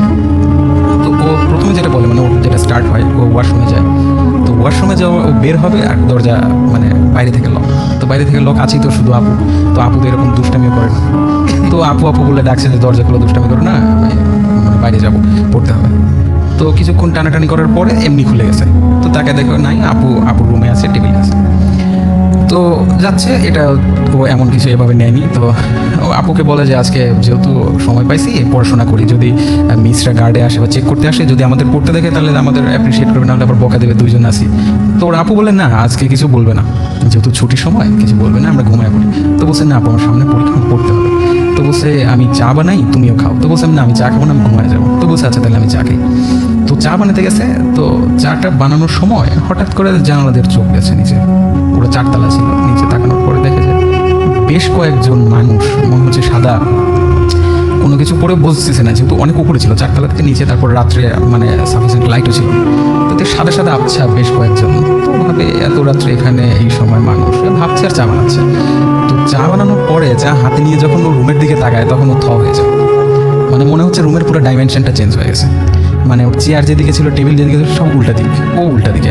মানে ওর চেনা পরিচিত রুম, যে রুমে ও ঘুমায়, যে রুমে ও পড়াশোনা করে। তো বিষয়টা ওর অড লাগে। তো অড লাগার পরে একটু ভিতরে ভিতরে ভয় পায়। এখন যেহেতু একা, ওই এত বড় একটা রুম, শুধু 2টা মানুষ। তো ওর আপু বলে যে আমি ঘুমায় বললাম তুই কি ঘুমাবি? ও ভয় ভয় বলে যে হ্যাঁ আপু আমি ঘুমাবো।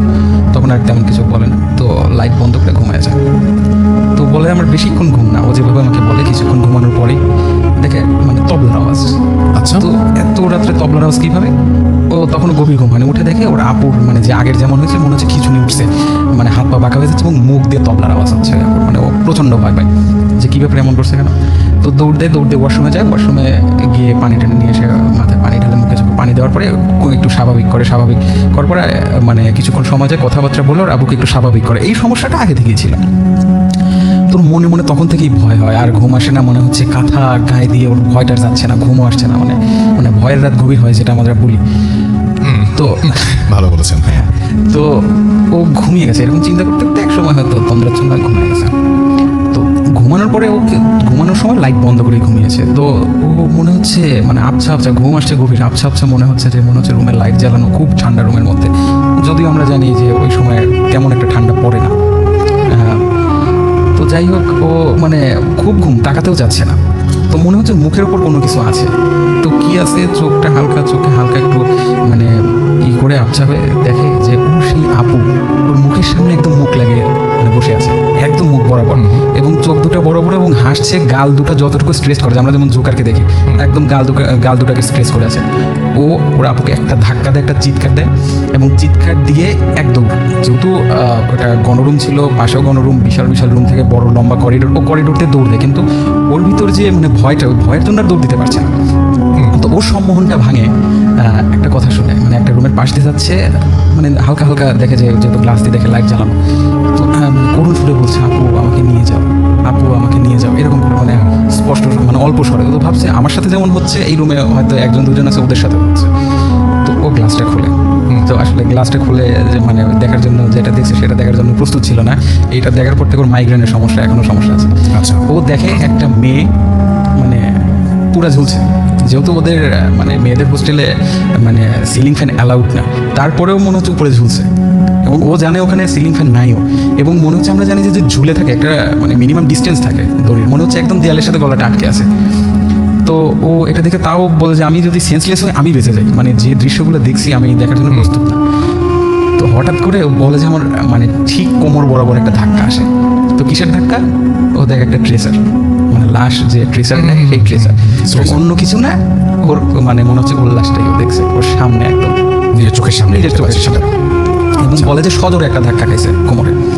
ওটা দেখে আর ওর কোনো সেন্স নেই, মানে একদম সেন্সলেস। তারপরের দিনে ওর জ্ঞান ফেরে, এবং জ্ঞান ফেরার পরে তারপর থেকে ওর মাইগ্রেনের সমস্যা এবং প্রচুর সমস্যা, এবং আমার নিজের কাছে এবং নিজে এটা শেয়ার করেছে। ওকে, থ্যাংক ইউ সো মাচ। আপনাকে অনেক ধন্যবাদ। আপনার দ্বিতীয় ঘটনাটা অনেক মজার এবং ভালো লেগেছে নিশ্চয়ই, আশা করছি। তো যাই হোক, এখন যেটা করবো সেটা হচ্ছে যে আমরা আরেকটা ঘটনায় যাব, এবং এই ঘটনাটিও খুব অদ্ভুত। এবং এই ঘটনাটার আগে আমি একটু বলে নিই যে এই ঘটনাটি বেসিক্যালি একজন আমাদের স্টুডিওতে আসার কথা ছিল, এবং অনেকদিন ধরেই তিনি আসতে চাচ্ছেন, কিন্তু কোনোভাবে সময়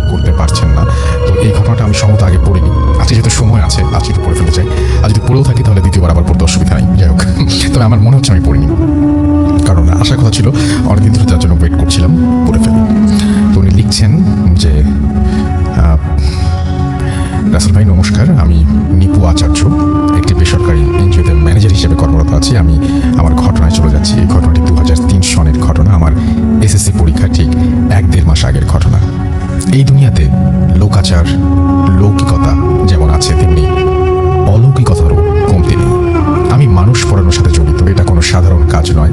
এই কাজ করতে গেলে বুকের পাটায় স্বাভাবিকের চাইতে অনেক বেশি সাহস থাকতে হয়। একবার যদি আপনারা চোখ বন্ধ করে ভাবেন যে একটি আস্ত মানুষকে পুড়িয়ে ভস্ম করে দেবার কথা, তবে নিশ্চিত আপনার শরীরের সমস্ত পশম দাঁড়িয়ে যাবে। আমাদের পাশের বাসায় সেই ছোটবেলা থেকে দেখে আসছি প্রিয়বালা, ডাকনাম ভক্ত বলে এক বৃদ্ধা মহিলা তিনি থাকতেন। বয়স আনুমানিক 80 বছরের মতো। ওনার স্বামী মারা গেছেন স্বাধীনতা যুদ্ধের কিছুদিন পরেই, তাই জন্ম থেকেই ওনাকে সাদা শাড়ি পরা এবং চুলে জাস্ট ছোট করে ছাড় দেওয়া অবস্থাতে দেখে আসছি।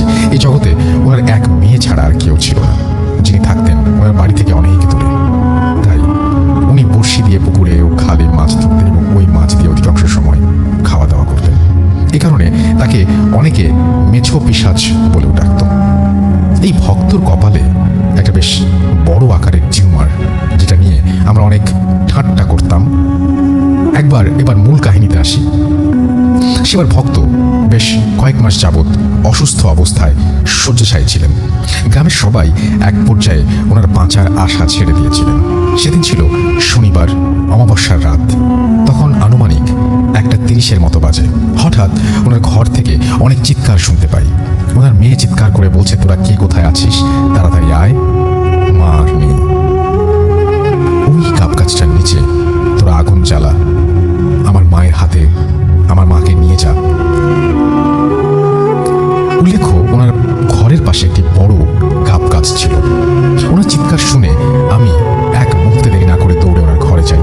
এরপর আমরা কয়েকজন মিলে ওই গাব গাছের নিচে হাতে মশাল নিয়ে যাই। যে কথা সেই কাজ। গাছের ওপরের দিকে তাকিয়ে আমরা অনেকে স্পষ্ট দেখি সাদা শাড়ি পরনে এক খুনখুরে বুড়ি গাছের ওপর থেকে লাফ দিয়ে পাশে থাকা একটা পুকুরের মধ্যে পড়ছে। এমনকি ওই পানির ছিটা আমাদের অনেকের গায়েই লেগেছিল। বুঝতে আর বাকি রইল না ব্যাপারটা কি ঘটছে। ঘরে ফিরে ওনার মেয়ের মুখে শুনলাম ওই বুড়ি নাকি ভক্তর পাশেই একটু দাঁড়িয়েছিল। উনি আরও বললেন উনি পাশের রুমে গিয়েছিলেন পানি আনতে, সেখানে বসেই শুনেন ভক্ত বলছে, না আমি যাব না, তুই যা, আমাকে তুই নিয়ে যেতে পারবি না। এরপরে বেশ কয়েকটা জোরে জোরে গোঙানির শব্দ করেছেন। তারপরেই আর কোনো আওয়াজ নেই। বোঝাতে পারবো না সেই রাতে লাশ নিয়ে কতটা ঝামেলায় পড়েছিলাম। লাশ পাহারা দিতে আমরা 5-6 জন ছিলাম। সারা রাত কুকুরগুলো প্রচণ্ড ডাকাডাকি করছিল। রাতের শেষ ভাগে আমরা যখন আর সহ্য করতে পারছিলাম না, পরিস্থিতিটা ছিল এমন, এক ঝাঁক কাক টিনের চালের ওপর থেকে পায়ের নখ দিয়ে আঁচড় কাটছে। কুক পাখিটা দূরে ভয়ঙ্কর ভাবে গাছের ডালে কুক কুক শব্দ করছে। চারিদিকে গা ছমছমে পরিবেশ। যে স্থানে লাশ শোয়ানো ছিল সে স্থান বরাবর টিনের বেড়ার বাইরে দাঁড়িয়ে ওই বুড়ি করুণ সুরে কাঁদছে। কি যে বিভৎস সেই কান্নার সুর, কাউকে বোঝাতে পারবো না আমি। ওনার মেয়ে হঠাৎ চৌকাঠের ফাঁকায় দেখছেন জল জল করছে দুটি চোখ, এক দৃষ্টিতে বাইরে থেকে লাশের দিকে তাকিয়ে আছেন। চিৎকার করে উনি বেরিয়ে গেলেন ঘর থেকে। এক পর্যায়ে লাশ একা রেখে আমরাও বের হয়ে আসতে বাধ্য হয়েছিলাম সেই রাতে। আজানের শেষে ভোরের আলো ফুটতেই বাড়ির কয়েকজন মুরব্বী লাশের কাছে গিয়ে দেখি লাশের মাথার বেশিরভাগ অংশই খাওয়া এবং লাশটা নিচুভাবে পা সমান করে বসে আছে। বুঝতে বাকি রইল না রাতে কি হয়েছে। বিকেল 4টার দিকে শ্মশানে লাশ পোড়ানোর জন্য তুলেছিলাম। শেষ হতে রাত 10টা বেজেছিল। তখন আমি বুঝতে পারিনি আমাদের ভাগ্যে কি ভয়ঙ্কর পরিণতি অপেক্ষা করছে। তবে অনেক মুরব্বী সেদিন বলেছিল যে ভক্তবারের দোষ পেয়েছে, সবাইকে একটু সাবধানে থাকতে হবে। কিন্তু তাদের কথা আমি আমলেই নেইনি। যেখানে ওই শ্মশানটা ছিল ঠিক তার বিপরীতে 15-20 হাত দূরে আবার শোবার ঘর ছিল আমার। তখন গভীর রাত, মিটমিট করে হ্যারিকেন জ্বালিয়ে রাখা হয়েছে আমার রুমে। সবাই ঘুমে আচ্ছন্ন। হঠাৎ কোনো এক শব্দে আমার ঘুম ভেঙে যায়। ঘরের চৌকাঠের বাইরে দাঁড়িয়ে চোখ যেতেই আমি স্পষ্টত দেখি আমার রুমে সাদা একটা বিড়াল প্রবেশ করলো। পরক্ষণেই সেই বিড়াল গাব গাছে থাকা বিভৎস সেই বুড়ির রূপ নিল। ভয়ঙ্কর সে চেহারা, মুখে তাজা রক্ত মাখা, হাতে ছিল একটা আধ খাওয়া মানুষের মাথা। ওই মাথাটার কপালের ওপরের দিকে একটা বড় গোল টিউমারের মতো। এবার আমার আর বুঝতে বাকি রইল না এটা ভক্তের খাওয়া সেই মাথা। এবার এটা ধীরে ধীরে সে আমার খাটের সামনে এগোতে লাগলো। এক পর্যায়ে ওই মাথাটা আমার খাটের ওপরে হাত দিয়ে আমার বুকের ওপরে নিয়ে বসে। আমার মুখের সামনে মাথাটা এগিয়ে দিয়ে বলে, ওটাকে খেতে। ততক্ষণে আমি মৃত্যুর শেষ ভাগে পৌঁছে গিয়েছি। সেবার 3 দিন পরে আমার জ্ঞান ফেরে। এরপরে আমি শুধু ঝিমাতাম। ভর দুপুরে ওই খাপ গাছের নিচে ছুটে যেতাম। আমাকে কেউ ধরে রাখতে পারতো না, শুধু বলতাম আমি মানুষের মাথা খাবো। এরপর আমি কোনো এক নাম করা গুরুদেবের চিকিৎসায় ভালো হই। পুরোপুরি সুস্থ হতে প্রায় 1 মাস লেগে যায়। এরপর আমি শুনতে পারি ওই দিন রাতে প্রচণ্ড ধস্তাধস্তি আওয়াজে ঠাকুমা ও আমার মা ছুটে আসেন আমার রুমে। এসে দেখেন আমার বিছানায় আমার শরীরের নিচে তাজা রক্ত লেগে আছে, কিন্তু ওনারা আমার শরীর মোছানোর পর অবাক হয়ে দেখেন কোথাও বিন্দু মাত্র কাটা ছেঁড়া নেই। তবে এই তাজা রক্তগুলো কোথা থেকে আসলো আজও এর উত্তর খুঁজে পাইনি। এত কিছু হওয়া সত্ত্বেও মানুষ পোড়ানোর নেশা আমার কাটেনি। এ এক ভয়ঙ্কর নেশা। আজও প্রশ্ন জাগে, তবে কি অলৌকিকতার কাছে আমরা মাঝে মধ্যেই বেপরোয়া এক লৌকিক জগতের মানুষ বলে বাধা পড়ে যাই এই লৌকিক মানুষ জগতের মানুষ বলে? এই প্রশ্নটা দিয়ে তিনি শেষ করেছেন। এবং থ্যাংক ইউ ভেরি মাচ এই ঘটনাটা পাঠানোর জন্য। এবং আমি খুব খুশি হব যদি আপনি স্টুডিওতে এসেও আমাদের সময় দেন। এবং আমরা চলে যাব এখন আবারও ছোট্ট করে আমাদের যে আজকে যে আপনাদের যে সমস্ত লিখছেন আপনারা ফেসবুক এবং আর সব জায়গায় সেইখানে। তবে তার আগে আমাদের আরও একজন অতিথি আছেন, তার কাছ থেকে ছোট্ট করে শুনে আসবো তার দ্বিতীয় ঘটনাটি। এবং এই ঘটনার আগে আমি একটু জানিয়ে দিই, আমাদের যদি আপনারা ইমেল করতে চান আমাদের ইমেল অ্যাড্রেস হচ্ছে futhafm@radiofurti.fm। আমাদের দুটো ফেসবুক পেজ রয়েছে, www.facebook.com/radiofurti and www.facebook.com/futhafm.russell। আমরা টুইটারেও আছি, আমাদের খুব সোজা russell_futhafm, এখানে গেলে আপনি পেয়ে যাবেন। তো যাই হোক, আমরা এখন যেটা করব সেটা হচ্ছে আচ্ছা আমি একটু আমাদের যে পেজটা আছে এই পেজ থেকে কয়েকটা কমেন্ট পড়ে ফেলি। রাশিদুল ইসলাম প্রিন্স আমাদের সঙ্গে আছেন, ইয়ামিন মামুন আমাদের সঙ্গে আছেন, কেমন আছেন ভাই জানতে চাচ্ছেন। মোহাম্মদ সোহেল রানা আমাদের সঙ্গে আছেন, এমডি আলমগীর হোসেন আছেন আমার সঙ্গে, আমার কমেন্ট পড়া হয় সেটা জানিয়েছেন। সজীব চৌধুরী রাজশাহী গোদাগাড়ি থেকে লিখেছেন। রুমান আকন প্রিন্স আমাদের সঙ্গে খুলনা থেকে আছেন। ফাহিম সৌরভ আমাদের সঙ্গে আছেন, আমাদের সঙ্গে আছেন রৌফ ইসলাম রাজশাহী থেকে। IH কাশফি আমাদের সঙ্গে আছেন। ইমন খান হৃদয় আমাদের সঙ্গে আছেন, অসাধারণ ইমেল সেটা তিনি জানিয়েছেন। জাকিরুল ইসলাম জাকির আমাদের সঙ্গে আছেন। আমি ইমেলটা অনেকদিন ধরে না পড়ে রেখে দিয়েছি কারণ ওনার আসার কথা এই জন্য। সালমান খান আকাশ আমাদের সঙ্গে আছেন, আমাদের সঙ্গে আছেন দেখতে পাচ্ছি সিঙ্গার সাহেব আমাদের সঙ্গে, এছাড়াও আছেন MA9 নাসিম প্রেম আমাদের সঙ্গে আছেন। সুজন আহমেদ আমাদের সঙ্গে আছেন, আমাদের সঙ্গে আছেন দেখতে পাচ্ছি নয়ন। আব্দুল ওয়ারিদ অর্ক আমাদের সঙ্গে আছেন, আমাদের সঙ্গে আছেন দেখতে পাচ্ছি এছাড়াও ইমন খান ও হৃদয় আমাদের সঙ্গে আছেন দেখতে পাচ্ছি। আহমেদ তানজিব সুপন্থা কৃষ্ণা দাস আমাদের সঙ্গে আছেন, নাটোর থেকে শুনছেন তিনি এবং 4 মাস পরে এখন থেকে ডেইলি শুনবেন সেটা জানিয়েছেন। আমাদের সঙ্গে আছেন সাইফুল ইসলাম, এছাড়াও আছেন মোহাম্মদ তন্ময় সহ আরও অনেকে। থ্যাংক ইউ ভেরি মাচ আমাদের সঙ্গে থাকার জন্য। এখন যেটা করবো সেটা হচ্ছে সরাসরি চলে যাবো আমাদের অতিথির কাছে তার দ্বিতীয় ঘটনা শোনার জন্য। আপনার আরও একবার নামটা বলবেন, আপনি কোথা থেকে এসেছেন, তারপর আপনার ঘটনায় যাবো। আমি রাসেল হাসান আসছি নবীনগর থেকে। আমি এখন যে ঘটনাটা বলবো সেটা আমার আব্বু এবং নানার সাথে ঘটে যাওয়া। আর যেটা আমার সাথে শেয়ার করছে, আমার আব্বুই বারবার এই ঘটনাটা শেয়ার করতো। তো আমার নানু ছিল একজন স্কুল টিচার, তো সবসময় স্কুল থাকার কারণে বেরোতে পারতো না, বা আমার নানু এবং আব্বুর প্রচুর পরিমাণ মাছ মারার নেশা ছিল।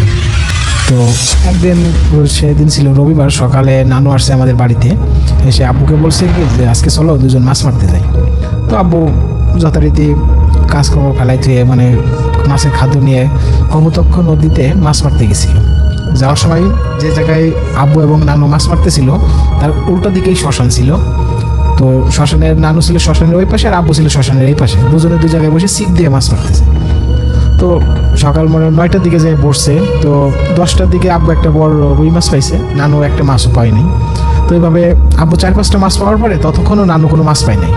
আচ্ছা, তো মাছ না পাওয়ার কারণে 12:30 বা 1টার দিকে এরকম হবে। তো নানু যখন প্রথম বসে উঠাইলো দেখলো যে একটা মানুষের পা উঠছে। তো এটা দেখে আব্বু একটু অবাক হলো। নানুর কোনো মানে চিন্তাই নেই যে একটা মানুষের পা উঠছে বা তার ভিতরে কোনো ভয় বা কোনো কিছুই নেই। তো আব্বু এটা দেখে নানুরে একটু মানে নানুরে বলতেছে যে জামাই চলেন বাড়ি চলে যায়, এখন আর মাছ মারতে হবে না, আর জায়গাটাও ভালো না, চলো বাড়ি চলে যায়। তো নানু আর আব্বুরে ধমক দিতেছে যে কি হবে এনে, প্রতিদিনই তো এসে মাছ মারি, আজকে আর কি হবে। তো এই বলতে আব্বু আর তখন মাছ মারতেছে না, বসে রয়েছে। আব্বু খালি নানুর যে ওটাই দেখতেছে যে তাল ভাই না কি করে না করে।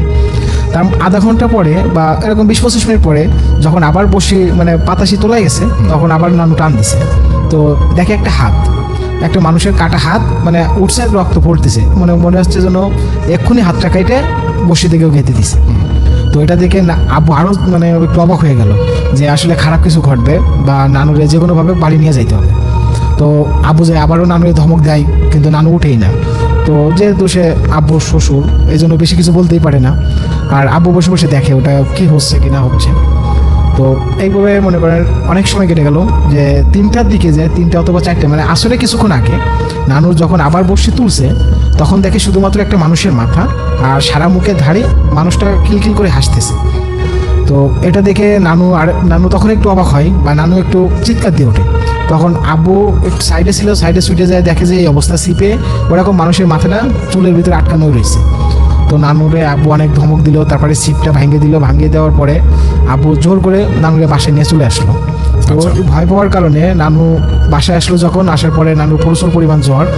তো নানু তখন আমাদের বাসায় ছিল, আমাদের বাসা থেকে বিকালবেলা আবার মামার এসে নিয়ে যাওয়ার পরে সে জ্বর অবস্থায় বাড়িতে নিয়ে যায়। এইভাবে অনেক দিন অসুস্থ ছিল, মানে 3-4 মাস মতো অসুস্থ থাকার পরে আস্তে আস্তে নানু মানে শুকায় মারাই গেছে। আচ্ছা, থ্যাংক ইউ সো মাচ আপনার ঘটনার জন্য, আপনাকে অনেক ধন্যবাদ। আমরা এখন চলে যাব রেডিও ফুর্তির যে পেজটা সেখানে, এবং সেখানে আমাদের যারা লিখছেন সেটাতে আমরা কিছু কমেন্ট পড়ে আসবো এখন। এবং আমাদের সঙ্গে এখানে দেখতে পাচ্ছি অনেকেই আছেন, তারা লিখছেন।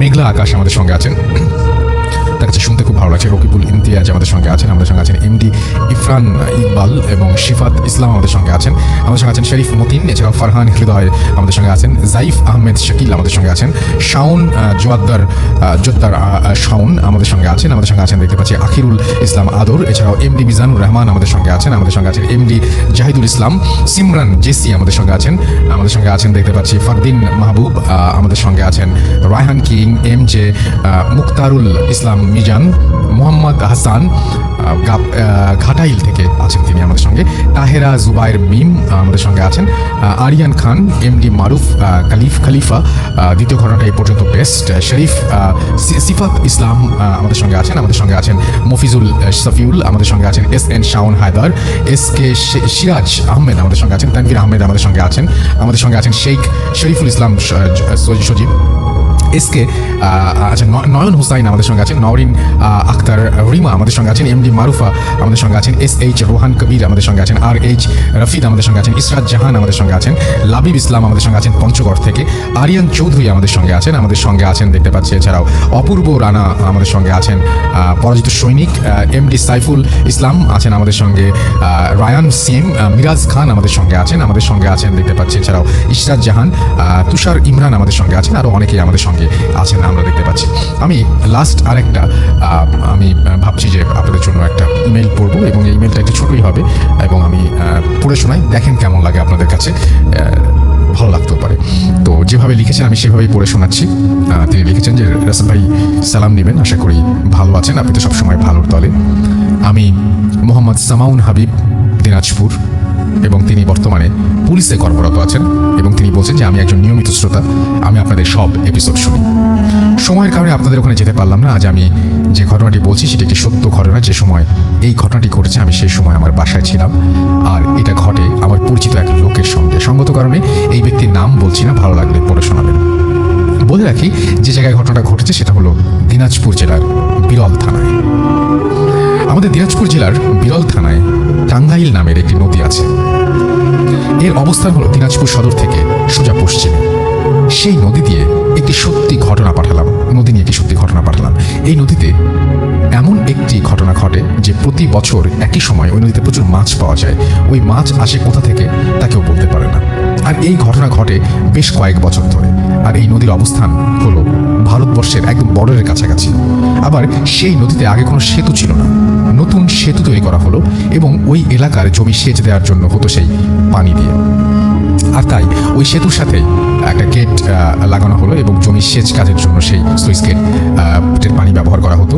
এবার ঘটনায় যাই, যেই সময়ে নদীতে মাছ পাওয়া যায় সেই সময় অনেক লোকজন সেই নদীতে মাছ ধরতে যায়, আবার কেউ দেখতে যায়, আবার কেউ মাছ কিনতেও যায়। যার সঙ্গে ঘটনা ঘটে সে গিয়েছিল সেখানে মাছ ধরতে। সে তার জাল দিয়ে অনেক মাছ ধরে।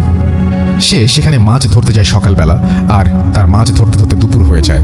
আর যার সাথে ঘটনা ঘটে সে মোটামুটি ভালো মাছ ধরতে পারে। তো দুপুর 2টার দিকে তার মাছ ধরার জালটা অন্য আরেকজনের জালের সঙ্গে প্যাঁচ খায়। সে সেই জালের প্যাঁচটা খোলার জন্য পানির মধ্যে ডুব দেয়। সে তো পানির মধ্যে কিছুটা সমস্যা অনুভব করে এবং অনেকক্ষণ পানিতে আছে, তাই মনে হয় খারাপ লাগছে। সেই জন্য সে যেটা করে সেটা হচ্ছে জাল দুটোর প্যাচ খুলতে ছিল। সে কোনো কারণ ছাড়াই সেই দুটো জালের সঙ্গে নিজে নিজেই কেমনভাবে যেন জড়িয়ে পড়ে। সে অনেক চেষ্টা করেও সেখান থেকে বেরিয়ে আসতে পারছিল না। তো এই সময় সে অনুভব করে যে জালের পানির নিচ থেকে তাকে কে যেন পা ধরে টানছে। সে অনেক চেষ্টা করছে পানির উপরে উঠে আসার জন্য, কিন্তু পারছে না। পানির ওপরে, পানির নিচে আবছা আলোতে সে দেখতে পায় যে ছোট একটা বাচ্চার মতো কিছু একটা তার পা ধরে টানছে এবং জালের সঙ্গে তাকে পেঁচিয়ে ফেলছে। আরও অবাক করা বিষয় হলো তার শরীরে কোনো শক্তি সে পাচ্ছিল না। তো অনেক কষ্টে পানির ওপরে উঠে সে চেঁচিয়ে বলে, আমাকে বাঁচাও। এবং বলতে বলতে পানির নিচে গিয়ে দেখে সবাই পানির নিচে যেতে দেখে যে সবাই মনে করে যে তার সমস্যা হয়েছে। আর সঙ্গে সঙ্গে তার সঙ্গে যারা ছিল তাদেরকেও সে চেঁচিয়ে বলছিল যে আমাকে জাল পেঁচিয়ে নিচ্ছে। তাই তারা কোনো কথা না ভেবে সঙ্গে সঙ্গে পানিতে লাফিয়ে পড়ে এবং তার কাছে যায়। তারা 4-5 জন তাকে পানির ওপরে নিয়ে আসার চেষ্টা করে, কিন্তু পারে না। কেউ যেন তাকে পা ধরে নিচের দিকে টানতে থাকে এবং আরও কিছু লোক পানিতে নামতে বলে এবং সে একটা কাটার মতো কিছু একটা নিয়ে আসতে বলে। তাদের কেউ একজন, তাদের কাছে একটা চাকু ছিল এবং তারা জাল কেটে তাকে পানির ওপরে নিয়ে আসে। তারা যখন জাল কাটছিল তখন তারা 3টি জাল দেখতে পায়। তাকে জাল থেকে বের করার অবস্থা, মানে বের করতে করতে অবস্থা অনেক খারাপ হয়ে যায়। এবং একটা জিনিস সেটা হলো যে পানির ওপরে ওঠানোর পরে তার মধ্যে আঙুলের ছাপ পাওয়া যায়। তার মানে পায়ের মধ্যে আঙুলের ছাপ পাওয়া যায়, মানে কেউ যে পা ধরে টানছিল সেটা বোঝা যায়। তার কিছু সময় পর তার অবস্থা একটু ভালো হয়। সে নিজে বলে যেই সময় 2টি জালের প্যাচটা খুলছিল হঠাৎ করে অন্য কোথা থেকে আরেকটি জাল এসে তাকে পেঁচিয়ে ধরে এবং সে বলছিল যে মনে হচ্ছিল তার আজকে শেষ দিন। তার চোখের সামনে সে মৃত্যুকে দেখতে পাচ্ছিল। তারপর তাকে হাসপাতালে নিয়ে যাওয়া হয়। সেখানকার লোকজন তাকে বলে যে এই ব্রিজটা তৈরি করার সময় এখানে কিছু লোক মারাও গিয়েছে। তারা নাকি অনেক লোক এই ধরনের সমস্যায় তারপর থেকে পড়ে। এবং এই ছিল ঘটনা। ভালো লাগলে পড়ে শোনাবেন। আমার কাছে এই জাল নিয়ে এরকম একটা ঘটনা খুব মজার লেগেছিল বলে আমি আপনাদেরকে শোনালাম। আশা করছি যে আপনাদেরও ভালো লেগেছে। তো যাই হোক, আমরা চলে যাব আমাদের পরবর্তী ঘটনায়। এবং অফকোর্স সেই পরবর্তী ঘটনাটি একটা অডিও ক্লিপ। এটা ইমন নামে আমাদের একজন লিসেনার, তিনি মালদ্বীপ থেকে পাঠিয়েছেন। এবং আমি এখনও বুঝছি না যে আয়নার ঘটনাটা আমরা এখনও কেন পাচ্ছি না। এটা হতে পারে আয়নার ঘটনা। আমরা আয়নার ঘটনাটা মালদ্বীপ থেকে এসেছিল। আপনাদের সাথে এটা নিয়ে কথাও বলেছি। পাওয়া মাত্র আপনাদেরকে সেটা শুনিয়ে দেবো আমরা। এটা আমি আমাদের যে প্রোডাকশন সেই ডিপার্টমেন্টেও পাঠানো হয়েছিল কোনো একটা কারণে। আচ্ছা, এটা পাওয়া গেছে। আচ্ছা, ওকে, তাহলে এটা পাওয়া গেছে। তাহলে আমরা একটা কাজ করি, সেটা হচ্ছে যে আমরা আজকে আয়নার ঘটনাটাই শুনে ফেলি। এবং এটা হচ্ছে মালদ্বীপ থেকে পাঠানো একটি ঘটনা। তাহলে আমরা এর পরের ঘটনাটা আমরা পরে কোনো একদিন শুনবো। আজকে ইমনের ঘটনা যেটা মালদ্বীপে, সেটাও মালদ্বীপের ঘটনা। আজকে আমরা আয়নার ঘটনা শুনি, যেটা হচ্ছে আপনাদের বহুকাঙ্ক্ষিত ঘটনা এবং আপনারা বহুবার এই ঘটনাটি চেয়েছেন এবং এই ঘটনাটি আমাদেরকে প্লে করতে বলেছেন। চলুন এই ঘটনাটি আমরা আজকে শুনে আসি। তবে তার আগে ছোট্ট একটা বিরতি নিব। বিরতির পরে আবারও ফিরে আসবো। সেই পর্যন্ত আমাদের সঙ্গেই থাকবেন। স্টে টিউনড ফর রেডিও ফুর্তি FM and Do Fuর্তি FM. The night comes alive. বিশ্বাস করা না করাটা আপনার ব্যাপার।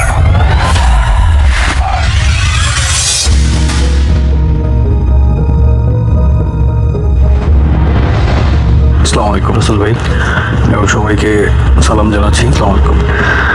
আমি মলদ্বীপ থেকে বলছি। আমার নাম রনি এবং আমি আজকে যে ঘটনাটা শেয়ার করতে যাচ্ছি সেটা অ্যাকচুয়ালি আমার সাথে ঘটা এবং একজন সিকিউরিটির সাথে ঘটা। আমি মলদ্বীপসে একটা প্রাইভেট কোম্পানিতে জব করি, আইটিতে। তো আজকে বিগত অনেক বছরই থাকা হচ্ছে মলদ্বীপসে। তো আমার লাইফের থার্ড টাইম একটা ঘটনা ঘটছে যেটা আমি আজকে শেয়ার করতে যাচ্ছি। তো আমি মলদ্বীপসে যে কোম্পানিতে কাজ করি আইটির, সাধারণত আমার কোম্পানিটা বেসিক্যালি বেশিরভাগ সময়ই এখানকার যে রিসোর্টগুলো আছে সেই রিসোর্টের প্রজেক্টগুলো নেয় বড় হওয়াতে। তো নর্মালি আমরা যে নেটওয়ার্ক সাইটের যে কাজগুলো করি, সাধারণত দিনের বেলা অনেক গরম, প্রচণ্ড গরম হওয়াতে 32, 33 এরকম তাপমাত্রা হওয়াতে যেমন বিশেষ করে রাতে বিকেল থেকে আমাদের কাজটা শুরু হয়, বিকেল থেকে দেখা গেছে রাত্রে 2টা 3টা কখনো 4টা পর্যন্ত বেজে যায়। তো গত 10 দিন আগের ঘটনা এটা। আমি কাজ করতেছি, তো ওখানে আপনার আমি যে রিসোর্টে কাজ করতেছি সেই রিসোর্টটার নাম আমি বলছি না, কারণ ওটা খুব পরিচিত একটা বিষয়, সেটা অনেকেই চেনে বা জানে এই গ্রুপটা। তো মূলত যে ঘটনা সেটা হচ্ছে হলো আমি রাত আনুমানিক 12:30 পৌনে 1টার দিকে ওখানকার যে প্লেসটা ওটার নাম বলা হয় আপনার মহাল, ওরা ওটাকে মহাল নামে পরিচিত। তো ওখানে সব কিছু অ্যান্টিক জিনিস দেওয়া থাকে, অলমোস্ট আছে ওইখানে অনেক অ্যান্টিক জিনিস আছে, অনেক পুরাতন জিনিস আছে যেগুলো সাধারণত মোটামুটি 200-300 বছর আগের জিনিসও আছে এখানে, ওরা কালেক্ট করছে এগুলো। তো ওখানে যে বিষয়টা সেটা হচ্ছিল একটা আয়না নিয়ে। আমি ওইখানে ওয়াইফাই লাগানো ছিল, সেটা আমি রিমুভ করে অন্য জায়গাতে লাগানোর জন্য রাতে গিয়েছি, আমার বস আমাকে ওখানে পাঠিয়েছে। তো যাওয়ার পরে নর্মালি আমি ওয়াইফাই যে এপিটা সেটা আমি রিমুভ করে অন্য জায়গায় ওটাকে আবার পুনরায় লাগালাম। তো লাগানোর পরে আমি সেটা হচ্ছে হলো ম্যাক্সিমাম গ্রাউন্ড থেকে ওপর পর্যন্ত ম্যাক্সিমাম লাইক দ্যাট 15 ফিট 15 ফিটের মতো হবে। তো লাগানোর পর আমি উপর থেকে নিচের দিকে তাকালাম, আমার মনে হচ্ছিল যে সেখানে কেউ বসে আছে। তো বসে থাকার ক্ষেত্রে রাতের বেলা এত রাতে সিকিউরিটি ছাড়া কাউরে অ্যাকচুয়ালি অ্যালাউ না, শুধুমাত্র আমরাই পারমিশন নিয়েছি রাতে কাজ করার জন্য, বাট ওখানে কারোরই থাকার কথা না। যাই হোক, তো আমি উপর থেকে দেখলাম কি যেন বসে আছে। তো আমি অ্যাকচুয়ালি ওটা নিয়ে বিষয়টা মাথা ঘামালাম না, যে সিকিউরিটি থাকতেই পারে, বাট আমি কনফিউজ ছিলাম যে অন্ধকারে আমি বুঝতেছিলাম না উপর থেকে যে আসলে কী ঘটনা, ওখানে কি বা কী আসলে বিষয় হবে। তো আমি উপর থেকে যে সাধারণত আমরা লেটার বলি, এখানে মই বলা হয় আমাদের বাংলাদেশে আঞ্চলিক ভাষায়। তো আমি ওটা দিয়ে নিচে নামলাম, নামার পরে আমি সামনে আগাতে থাকার পরে সেখানে যে আয়নাটার কথা আমি বললাম সেই আয়নাটা ওখানে ছিল। তো আমার মনে হচ্ছিল যে কেউ একজন চেয়ারে বসে সেই আয়নাটা দেখতেছে। তো আয়নাটা দেখতেছে, তো আমি ভাবলাম যে পাগল টাগল নাকি এত রাত্রে আয়না দেখতেছে, তাও অন্ধকারের মধ্যে বসে বসে, বোঝা যাচ্ছে না আসলে চেহারাটা বেসিক্যালি। এটা ভাইবা যে আমার যে ব্যাগটা ছিল, আমার যে আপনার সম্বলিত টুলস সামগ্রী ছিল, আমি সেই ব্যাগটার ভিতরে সব কিছু রাখার জন্য আমি শুধুমাত্র জাস্ট ডান দিকে একটু ঘুরছি। তো করার পরে ব্যাগটা হাতে নিয়ে কাঁধে নিয়ে যাওয়ার পরে আমি আবার বাম দিকে ঘুরলাম, করার পরে দেখি কিছু নাই, শুধু আয়নাটা ও চেয়ারটা টেবিলটা পড়া ওখানে। আমি তেমন একটা আমি কনফিউজ হলাম আসলে ঘটনাটা কি। তো সর্বোপরি আমি সামনে যাওয়ার পরে যেটা আমার সাথে ঘটলো, আমি সামনে যাওয়ার পরে মনে হচ্ছে যে আয়নার ভিতর থেকে কেউ একজন আমাকে বলতেছে তুই এখানে কি করতেছিস। এটা শোনার পরে মানে আমি খুব শক, আমি প্রচণ্ড পরিমাণে ভয় পেলাম। ভয় পাওয়ার পরে আমি ডানে বামে কোনো কিছু না ভেবেই আমি পিছন দিকে হাঁটা শুরু করলাম আয়নার দিকে তাকিয়ে।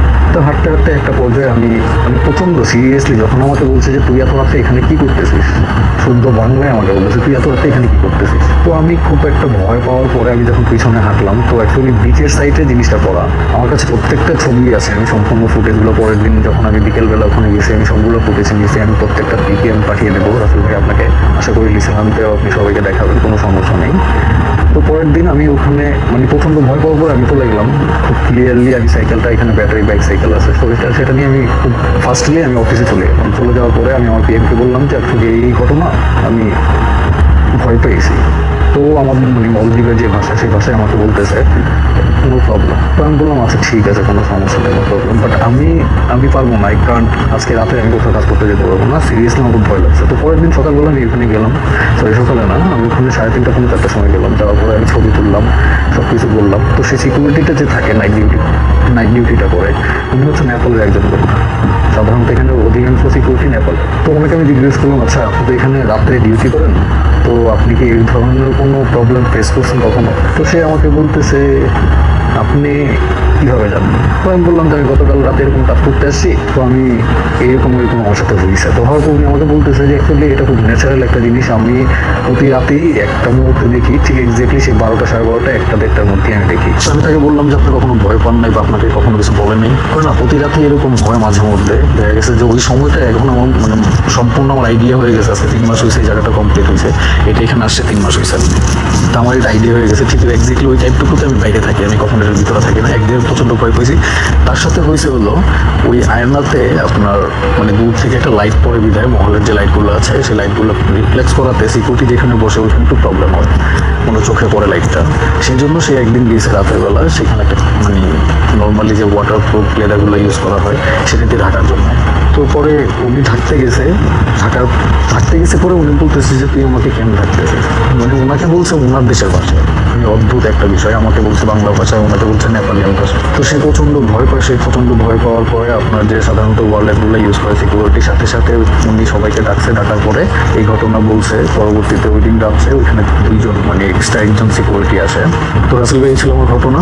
যদি আপনার ভালো লাগে এই জন্য থেকে সকলে শোনাবেন। আশা করি রাসেল ভাই আপনি সবসময় ভালো থাকেন, ভালো দলই থাকবেন ইনশাল্লাহ। আমার লাইফে আমার রিলেটিভ সবার সাথে ঘটনাগুলো তো এরকম অনেক ঘটনাই ঘটছে, যেটা আমি ভবিষ্যতে সময় পাইলে অবশ্যই জানাবো সবাইকে, আপনাকে জানাবো রাসেল ভাই। FM. The night comes alive. বিশ্বাস করা না করাটা আপনার ব্যাপার। ওয়েলকাম ব্যাক, শুনছেন রেডিও ফুকের FM। ঘড়িতে সময় রাত 1:26 আমি রাস্তাল আছি সাথে, এবং চলছে ঘটনা। আপনাদের একটু আগেই মিররের ঘটনা আমরা শুনলাম, যেটা হচ্ছে আমরা পেয়েছি মালদ্বীপ থেকে, এবং ঘটনা নিয়ে অনেকেই অনেক কথা বলেছিলেন, এবং সেই ঘটনাটা আমরা আজকে শুনিয়ে ফেললাম। আশা করছি আপনাদের ভালো লেগেছে। কেমন লেগেছে এইটা এখন জানানোর পালা আপনাদের, এবং আপনারা অবশ্যই আমাদেরকে সেটা জানাবেন আশা করি। এবং আমরা দেখতে পাচ্ছি যে অনেকেই লিখছেন, এবং সবগুলো স্টোরি ভালো হয়েছে। লিখেছেন angry bird, prince Shakil Chittagong থেকে শুনছেন আমাদেরকে শুনছেন। দেখতে পাচ্ছি এমডি রাজবীর ইশাক, এবং তিনি বলছেন যে মিররের ঘটনাটা ভালো ছিল। আমাদের সঙ্গে আছেন ফাইয়াজ হোসেন। আমরা এই যে মিরর নিয়ে আমরা বলি, মিরর কিন্তু অনেক মজার একটা ব্যাপার। মানে আমরা মাঝে মাঝে অনেক সময় আমাদের বাসায় এই ধরনের মানে মিরর নিয়ে আমরা অনেকগুলো ঘটনা মানে পাঠিয়েছি, তাই না? অনেকগুলো শুনিয়েছি আপনাদেরকে। এবং আমাদের বাসাতেও যে আয়নাটা আছে, অনেকে কিন্তু রাতের বেলায় আয়না দেখেন না, এবং আয়না দেখতে গিয়ে হঠাৎ করে আয়নায় যদি আপনি আপনাকে না দেখে অন্য কিছু দেখে ফেলেন, তাহলে সেটা কিন্তু বেশ ভয়ঙ্কর হয়, তাই না? এবং সেই ব্যাপারটা আমরা কেউ সেই অনাকাঙ্ক্ষিত পরিস্থিতির সম্মুখীন হতে চাইও না, আমরা সেই ধরনের কোনো কিছু এক্সপেক্ট করিও না। আবার অনেকে মজা পান, অনেকে মনে করেন যে দেখেই ফেলি না কী হয়। তো আয়না নিয়ে অনেকগুলো ঘটনা আমার মনে পড়ছে, একটার পর একটা। সেই ঘটনাগুলো সেগুলো না হয় মানে নাই বললাম, কারণ আপনারা সবাই জানেন অলরেডি। অনেকে বলেন যে আয়নার মধ্যে অনেকে আটকে ফেলার ঘটনা, সেরকম একটা ঘটনা আমরা প্রচার করেছিলাম, তাই না? তো আয়না বন্দি যেটা বলে আর কি। তো এই জিনিসগুলো এক এক জায়গায় এক এক নামে যদিও বলা হয়। তো আজকে এরকম একটা মিররের ঘটনা শুনলাম। এই মিরর নিয়ে কোনো ঘটনা আপনাদের থাকলে আপনারা বলতে পারেন, বা আপনারা কোনোদিন কোনো সময় এরকম এক্সপিরিয়েন্স করেছেন কিনা। অনেকেই এরকম সময় আমরা বলেছি যে রাতের বেলায় বেসিন থেকে হয়তো রাতের বেলায় ওয়াশরুমে গেছেন, বেসিনে মুখটা ধুয়ে আয়নার দিকে তাকিয়ে দেখছেন যে তার চেহারা আয়নায় দেখা যাচ্ছে না। অনেকে দেখেন যে তার পেছনে হয়তো কেউ একজন দাঁড়িয়ে আছে, পেছনে তাকিয়ে দেখেন আসলে কেউই নেই। আবার যখন আয়নার দিকে তাকান তখন দেখেন যে সে আছে। তো আয়নায় এরকম অপার্থিব অনেক কিছুই হয়তো আমাদের চোখের সামনে ভেসে ওঠে, যেটা আমরা খালি চোখে দেখতে পাই না। আয়না এক রহস্যময় ব্যাপার। আয়নার ভেতরের মানে জগৎটাও যদি আমরা চিন্তা করি, সেটাও অনেক রহস্যময় না? যে আয়নার ওই পাশেই তো একটা জগৎ আমরা চিন্তা করি, যেটা মানে অবাস্তব আমাদের কাছে। তারপর যদি মনে করি যে আয়নার ভেতরে কোনো একটা জগৎ আছে, যে জগতে আমাকে উল্টো একটা প্রতিচ্ছবি দেখা যায়। এটা একটা প্রতিচ্ছবি, কিন্তু আমি যদি বলি যে এরকম ঘটনা যদি কল্পনা করতে বলি, তাহলে দেখবেন যে খুব অদ্ভুত কিন্তু ব্যাপারটা। তো যাই হোক, আমরা বাড়িতে যেরকম আয়নায় এরকম অনেকের প্রতিচ্ছবি ভেসে উঠতে দেখি, ঠিক একইভাবে আমরা যখন বাসে করে বা গাড়িতে করে যাই, তখনও অনেকে কেউ রিয়ার ভিউ মিররে অনেক কিছু দেখে ফেলেন। তো এই আয়নায় এই ব্যাপারগুলো কেন দেখি, এই উত্তর তো আমাদের কাছে নাই। তবে আপনার যদি জানা থাকে, বা আপনার যদি এরকম জানা কোনো ঘটনা থাকে, তবে অবশ্যই আমাদের সাথে শেয়ার করবেন। সেটা আমরা জেনে উপকৃত হবো, এবং আমরা সেটা আরও সবাইকে জানানোর সুযোগ পাবো। এমনি তৌহিদ ইসলাম জুনিয়র আমাদের সঙ্গে আছেন ফরিদপুর বোয়ালমারি থেকে। সিনথিয়া আমজুম আমাদের সঙ্গে আছেন, লিখেছেন সাথে আছি। শিকদার সাহেব আমাদের সঙ্গে আছেন। এক্সেলেন্ট স্টোরি ভাইয়া, thank you so much. Ashiq Mahmud Neel লিখেছেন খুব ভালো লাগলো এই অডিও ক্লিপটা, লাভ ইউ ভূত FM। রাকিবুল ইমতিয়াজ আমাদের সঙ্গে বলেন যে আয়নার ঘটনাটা ভালো লেগেছে, অডিওর কোয়ালিটি খারাপ ছিল, তারপরেও সবার কাছে ভালো লেগেছে। থ্যাংক ইউ ভেরি মাচ আমাদেরকে এরকম একটা চমৎকার ঘটনা উপহার দেওয়ার জন্য, শুধু মালদ্বীপ থেকে। এবং আমাদের সাথে এমডি তৌহিদ ইসলাম আমাদের সঙ্গে আছেন। ইমন খান হৃদয়, আয়নার ঘটনাটি সত্যি অসাধারণ ভয়ঙ্কর। আহমেদ তামজিদ আমাদের সঙ্গে আছেন দেখতে পাচ্ছি। এমডি মিহাদ জয়, এছাড়াও আমাদের সঙ্গে আছেন দেখতে পাচ্ছি RS রুমান শাহ। নীল রং সেতু আমাদের সঙ্গে আছেন। আয়নার ঘটনাটা অসম তিনি লিখেছেন। আমাদের সঙ্গে আছেন ইমন, তিনি লিখেছেন কমেন্ট পড়া হয় না কেন। অনন্যা অনু আমাদের সঙ্গে আছেন কাজী সামিয়া আমাদের সঙ্গে আছেন দেখতে পাচ্ছি। IH Roni, nice story. দুষ্টু নাহিদ আমাদের সঙ্গে আছেন, এবং আমাদের সঙ্গে আছেন দেখতে পাচ্ছি এছাড়াও কাজী মাজহারুল ইসলাম আমাদের সঙ্গে আছেন দেখতে পাচ্ছি। RS উজ্জ্বল মনে হবে এটা, তাই না? আচ্ছা, ওকে। আমাদের সঙ্গে আছেন দেখতে পাচ্ছি, এছাড়াও আরও অনেকেই। আপনি যদি থাকতে চান, আমাদের দুটো পেজ রয়েছে, www.facebook.com/bridgetfoodie and www.facebook.com/bhutfm.russell।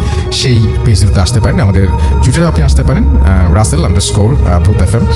ময়মনসিং থেকে আছেন আমাদের সঙ্গে দেখতে পাচ্ছি টুইটারে এই মুহূর্তে। আমাদের সঙ্গে আছেন মাশরাফি বিন দীপ, ওকে, এবং তিনি বলছেন যে ময়মনসিং আছে সন্ধ্যার সময় বৃষ্টি, একটা 8 সেকেন্ডের ভিডিও তিনি শেয়ার। আচ্ছা, ওকে। আমাদের সঙ্গে আশরাফ হুসাইন আমাদের সঙ্গে আছেন। থার্ড স্টোরিটা খুব হরেবল ছিল। আশরাফ হুসাইন আমাদের সঙ্গে জানিয়েছেন এটা। আমাদের সঙ্গে আছেন শান্তা ইসলাম, কংগ্রেচুলেশনস বাংলাদেশ টিম। আমাদের সঙ্গে আছেন দেখতে পাচ্ছি রাফিউর রাব্বি এবং অলওয়েজ লাভ ইউ বুতফের কথা বলছেন। ফারহান সাদিক ফাহিম আমাদের সঙ্গে আছেন। শুভ আকাশ আমাদের সঙ্গে আছেন, লিখেছেন জিতে গেলাম, রাইট।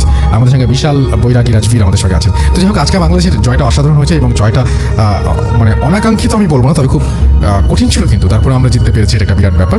তো আমরা চলে যাবো আমাদের পরবর্তী ঘটনায়। আমাদের সঙ্গে আরও আমাদের শেষ ঘটনা এটা বলতে পারেন, আমাদের একজন অতিথি আছেন, তিনি তার ঘটনাটি শোনাবেন আমাদেরকে। আপনার নামটা প্লিজ একটু বলবেন, কোথা থেকে এসেছেন সেটা বলবেন, তারপর আপনার ঘটনায় যাবো। আসসালামু আলাইকুম রাসেল ভাই আর ডিয়ার লিসেনার্স, আসসালামু আলাইকুম। আমার নাম ইয়াসিন মাহমুদ সম্রাট, আমার বাসা পুরান ঢাকা কলতা বাজার। ইমন ইয়াসিন আমার পক্ষ থেকে সবাইকে রমজানের শুভেচ্ছা, রমজান মোবারক। তো গল্প বোঝার আগে বোঝানোর জন্য একটা কথা বলে শুরু করি। আমরা সবাই এটা বিশ্বাস করি যে আমি জিন এবং মানুষকে সৃষ্টি করেছি একমাত্র আমার ইবাদত করার জন্য, এটা আল্লাহর কথা। তো যারাই শুনছেন, অনেকে বিশ্বাস করে, অনেকে বিশ্বাস করে না। যে অনেকে বলে বানিয়ে বানিয়ে গল্প বলা হয়, কিন্তু যা দেখা যায় না, হয়তো আপনার ফ্যানের সিলিংয়ে অথবা আলমারির উপরে অথবা কোনো না কোনোখানে এই জিনিসগুলো আপনাদের দেখতে পায়, আমরা দেখতে পাই না, কারণ এদের বলাই হয় ভাইয়া দা আনসিন, যা দেখা যায় না। তো আমার ঘটনায় চলে যাই। ঘটনাটা আমার ফ্রেন্ড শেয়ার করেছে, ওর নাম আনিকা তাসনিম। ওর বাবার বাসা পুরান ঢাকার তাঁতিবাজার এলাকায়। তো ঘটনা শুরু করছে। চলে যাই ঘটনায় যাই। আমার ফ্রেন্ড 2014-15 সাল, তখন বৃষ্টির মৌসুম, হালকা বৃষ্টি পড়ছিল, রাত 2টা-3টা বাজে। ও ফ্রেন্ডের সাথে ফোনে কথা বলতেছিল। অনেকক্ষণ কথা বলার পরে ফোন রেখে যখন ঘুমাতে যাই, আমরা কী করি, ঘর পরিষ্কার করি, খাট ঝাড়িয়ে, ও ঘরটার পরিষ্কার করতেছিল, খাট ঝাড়তেছিল, জানালা খোলা ছিল, ওই বাতাস আসতেছিল বৃষ্টির। তো এর মাঝখানে হঠাৎ করে যখন ও জানালার দিকে চোখ দেয়, দেখে দূরে একটা বাসাতে কি জানি কাপড়ের মতো উঠতেছে। তো একটু কনফিউজ ছিল যে এটা কি কাপড় নাকি অন্য কিছু। তো ভালো মতো দেখার জন্য ও তাকায়, দেখে এটা কাপড় না, কিন্তু ছায়ার মতো খুব কালো কালারের পাত কি জানি নড়তেছে। পরে ভালো মতো তাকিয়ে দেখে ওই 3 তলার কার্নিস, বাসার কার্নিস থেকে যে উইন্ডোর উপরে যেই শেডটা, ওইটার মধ্যে কি জানি একটা বসে আছে। তো আমি জিজ্ঞেস করলাম কি বসে আছে, দেখছো কীরকম দেখতে? বলে পুরো একটা ছায়া, চোখ দুইটা দূরে থেকে বসেছিল লাল, আর খুব খারাপভাবে ওর দিকে তাকে একটা ভেঞ্চি কাটছে। হঠাৎ করে যদি কেউ রাতের বেলা এরকম অন্ধকারের মধ্যে কিছু একটা দেখা যায়, বোঝা যায় না ওই জিনিসটা যদি ভেঁচকি কাটে কেমন লাগবে। যাই হোক, ও দেখে ভয় পায় গেছে, ভয় পায় সাইডে চাইপা যায়। ও খাটে না যায়, জানলার এক পাশে চেপা যায়, মানে ওই জিনিসটা থেকে চোখ সরানোর জন্য যতটুকু করা দরকার করে। আচ্ছা। তারপর ভাইয়া এখন জানালা না ভুলে লাগায়নি, জানলাটা খোলা ছিল। এখন ভয় চিন্তা জানলা লাগিয়ে পর্দা টানা দিয়ে খাটে যা ঘুমাবে। আর চিন্তা করছে আমি কী দেখলাম, 2-3 মিনিটের জন্য একটু ব্ল্যাঙ্ক আউট হয়ে ছিল। তারপর আস্তে আস্তে জানলা সাহস সঞ্চয় করে জানলাটা লাগাতে যায়। যখন জানলাটা লাগাবে, জানলা একদিক দিয়ে লাগায়, ঠিক 1 সেকেন্ডের মধ্যে থাপ করে চোখ খুলে দেখে ওই জিনিসটা ওই দূরের থেকে 2-4-5 সেকেন্ডের মধ্যে ওর জানলার সামনে এসে পড়ছে। তখন ও জিনিসটা যখন প্রপারলি সামনে দেখে, একদম ফেস টু ফেস, বলে দোস্ত, চোখ দুইটা এত লাল ছিল, পুরো একটা কালো ছায়ার মতো দেখা ও আর সহ্য করতে পারেনি জিনিসটা, এতটা কুস্তি ছিল, আর এমন রাগি ভাবে ওর দিকে তাকায় ছিল, জানলা খোলা থাকলে মনে হয় মারি ফেলাইবো, এরকম একটা অবস্থা। তো ও জিনিসটা নিতে পারেনি, এমনি একটু মানসিকভাবে দুর্বল ছিল, সাথে সাথে সেন্সলেস হয়ে যায়। তারপরে আমি বলছি তারপরে কি মনে পড়ে, তারপর আমার কিছু মনে নাই। পরে ওর ফ্যামিলি থেকে ওরে বলছিল যে 3 দিন পরে ওর সেন্সটা আসে। তারপরে সেন্স আসার পরে খালি দেখতেছিল ডানে ভাবে মানুষ, কিন্তু ওর কথা বলতে পারতেছিল না, চাইতেছিল বাট ওর কথা আটকে গেছিল। তারপরে আবার ওর মাঝখানে 3-4 দিন কিছু মনে নেই। তো আবার যখন একটু সেন্স আসে, দেখে ওরা 3 রাস্তার মোড়ে ওই দুধ কি দিয়ে জানি ভাইয়া, যেটা ইউজুয়াল রিচুয়াল, ওইভাবে ওরা গোসল করানো হইতেছে, গাধোয়া হইতেছে। পরে যখন ওর ফ্যামিলিরা জিজ্ঞেস করে ইন ডিটেলসে কী হয়েছিল আর ওর কিছু এক্সপিরিয়েন্স ছিল একসাথে বলিয়ে, তো ওর ফ্যামিলি থেকে বলে যে তোমার 3-4 দিন 5 দিন কোনো সেন্সই ছিল না, কথা বলতে পারে না, খালি খাইছো আর ঘুমাইছো। আর ওর মা ওরা বলে যে বাসা যখন হুজুর আসছিল কারণ ওর অবস্থা নর্মাল ছিলই না, একদমই না। তো হুজুর এসে যখন এক্সারসাইজম করে, ইন্ডি রেস্টরে বলেনি, যতটুকু বলছে যে যখন ঝাড়ার পরে জিনিসটা একটা টাইমে এসে যে রাজি হয় যে না ও ছেড়া যাবে, আর এটার এই হিসাবে দুটা খাসি পাঠা বলি দেওয়া হয়। কিন্তু হুজুর ওই মেয়ের মারে বলে, ফ্রেন্ড আনিকার মারে বলে যে আপনার মেয়েরে যেটা ধরছে এটা খুব খারাপ জিনিস ধরছে, আর আজকে যে ঝাইরা দিলাম এটা গেছে কিন্তু প্রপারলি যায় নাই। আজকে রাতটা আপনাদের জন্য সব থেকে কঠিন রাত, এই জিনিসটা আজকে রাতে আবার আসতে পারে। তো আপনারা যদি আপনার মেয়ের ভালো চান, আজকে মেনলি মারে বলে যে ওরা আজকে আপনার বুকে থেকে আর আলাদা করবেন না, যদি আলাদা করেন তাহলে ওরা আর আনা যাবো না, সম্ভবই না, কেউ পারবো না। তো ওরা ভয় পায়, আর পুরান ঢাকা মানুষ যেহেতু আমরা এগুলো স্টাফ একটু বিলিভ করি বেশি, তো 14 গোষ্ঠীর খালা খালু যা আছে সবাই রে আনে ওই ফ্ল্যাটের মধ্যে। তো 8টা 7টা 8টা 9টা পর্যন্ত 9:30 পর্যন্ত সব নর্মাল ছিল। তো 10টা বাজে আমাদের বাসায় গেস্ট আসলে যেমনি আমরা নক দিই, কলিং বেল না থাকলে অমনি গেটে নক দেয় 2টা 3টা। তো ওরা কেউ ঘর থেকে বাইরে না বুঝছে। তারপর সেকেন্ড নকটা আসে ওই যে জানলায় দেখছিল, ওই জানলায় খুব জেন্টলি নক 2টা 3টা টিক টিক। তারপরে যখন দেখে কেউ কোনো রেসপন্স করতেছে না, বাট বাসার ওদিকে সবাই যত রিলেটিভ গেস্ট ছিল সবাই দেখতেছে, সবাই একটু একটু ভয় হইতেছে। তারপর আবার গেটে মানে 5 আঙ্গুল দিয়ে জোরে জোরে ধাপ ধাপ ধাপ ধাপ বাড়ি মারলে যেরকম গেট বাইরে যেতেছে, গেট কেউ খুলে না, কেউ রেসপন্সও করতেছে না, জানলা বাইরে হইতেছে। এইবার যখন দেখে কাজ হইতেছে না, এরকম আস্তে আস্তে অত্যাচারগুলো মানসিক অত্যাচারগুলো বাড়তে থাকে। মনে করেন দৌড়ায় কেউ যদি এসে গেটের মধ্যে লাথি মারে দিম দাম, তারপরে লোহার রড স্ট্যান্ডে যদি কেউ গেটের মধ্যে বাড়ি মারে, জানলায় বাড়ি মারে, কীরকম আওয়াজ হবে? 5 হাত দিয়ে যদি গেটে বাড়ি মারে জোর আওয়াজ হয়, 5 হাত দিয়ে যদি 5 আঙুলে আবার জানালায় কেউ বাড়ি মারে, এরকম 5-7 জন মনে হইতেছে, জানলা বাইরে হইতেছে, গেট বাইরে হইতেছে। তারপরে কুকুর যদি রাতের বেলা আমাদের সামনে এসে চিল্লা, আমাদের ভয় লাগে। আর এখানে 7-8টা কুকুর আওয়াজ শুনতেছে, কুকুর চিল্লাইতেছে, বিড়াল কান্না করতেছে। খুব অফার্ড একটা সিচুয়েশন, আমি হয়তো বইলা বুঝতে পারতেছি না, কারণ যে ফেস করে ওরা বুঝতে পারে, আর এটা সেটা কেউ স্পেসিফিক্যালি বলতে পারবে না। যাই হোক, এরকম চলতে থাকে 3টা পর্যন্ত। তারপর জিনিসটা আস্তে আস্তে কমতে যায়। কিন্তু তারপরে আমার ফ্রেন্ডের গোসল করে তারপরে এই জিনিসটা যায়, কিন্তু আমার ফ্রেন্ড এখনও প্রপারলি কিওরড হইতে পারে নাই।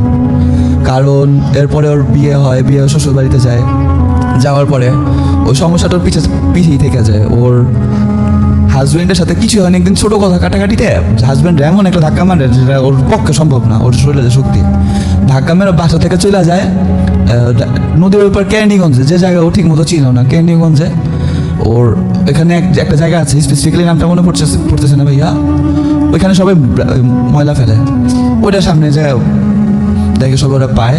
তারপরে ওর হাজব্যান্ড আত্মীয় স্বজনের রিকল করার পরে নিয়ে আসে। আর এখন ওর স্পেসিফিক কিছু কালার লাল হলুদ পরা নিষেধ, বাট ওভারঅল ও এখন একটু স্টেবল আছে। এই ছিল আমার স্টোরি। আচ্ছা ভাইয়া, thank you so much, thank you. আমরা আজকের মতো মোটামুটি আমরা আমাদের আজকের ভূতফিল্মের শেষ পর্যায়ে চলে এসেছি, এবং আশা করছি যে আপনাদের যে কটা ঘটনা আজকে শুনলেন আপনাদের ভালো লেগেছে এবং আপনাদের আনন্দ দিতে পেরেছি, এবং শেষে বাংলাদেশ টিম জয়লাভ করেছে। আজকের রাতটা অনেক আনন্দের রাত, এবং একটু পরে সেরি। তো আমরা যেটা করতে পারি সেটা হচ্ছে যে আজকে রেডিও ফুর্তিতে বাকিটা সময় কাটাতে আমরা সেরির সময় সেরি খেয়ে ফেলতে পারি, এবং আমাদের যারা গেস্ট আছেন তারাও বাসায় যাবেন আমাদের যারা, এবং আশা করছি যে আগামী সপ্তাহেও আপনাদের নতুন ঘটনা উপহার দিতে পারবো। আপনারা যারা ঘটনা পাঠাতে চান, আমাদের ইমেল অ্যাড্রেসটা মনে রাখতে হবে। আমাদের ইমেল অ্যাড্রেস হচ্ছে bhfm@radiofurti.fm, which is bhwfm@radio.f আপনার নাম, ঠিকানা এবং ফোন নাম্বার সহ আপনার জীবনে ঘটে যাওয়া বা আপনার জানা সেটা ঘটনা লিখে পাঠিয়ে দিন আমাদের কাছে। ঘটনার শুরুতে অবশ্যই উল্লেখ করুন যে ঘটনাটি আপনি স্টুডিওতে এসে শেয়ার করতে চান, নাকি আপনি চান আপনার ঘটনা আমরা পড়ে শোনাই। যারা দেশের বাইরে আছেন তারা সরাসরি অডিও ক্লিপ পাঠাতে পারেন বা লিখেও পাঠাতে পারেন ঘটনাটি। আজকের মতো এখানেই শেষ করবো। আমাদের ফেসবুক পেজের অ্যাড্রেস www.facebook.com/radiofurti and www.facebook.com/bhutfm.russell। আজকের মতো এখানেই শেষ করবো। কথা হবে আবারও আগামী শুক্রবার। সেই পর্যন্ত সবাই ভালো থাকবেন, সুস্থ থাকবেন, সুন্দর থাকবেন, মোস্ট ইম্পর্টেন্টলি ফুর্তিতে থাকবেন। টাটা।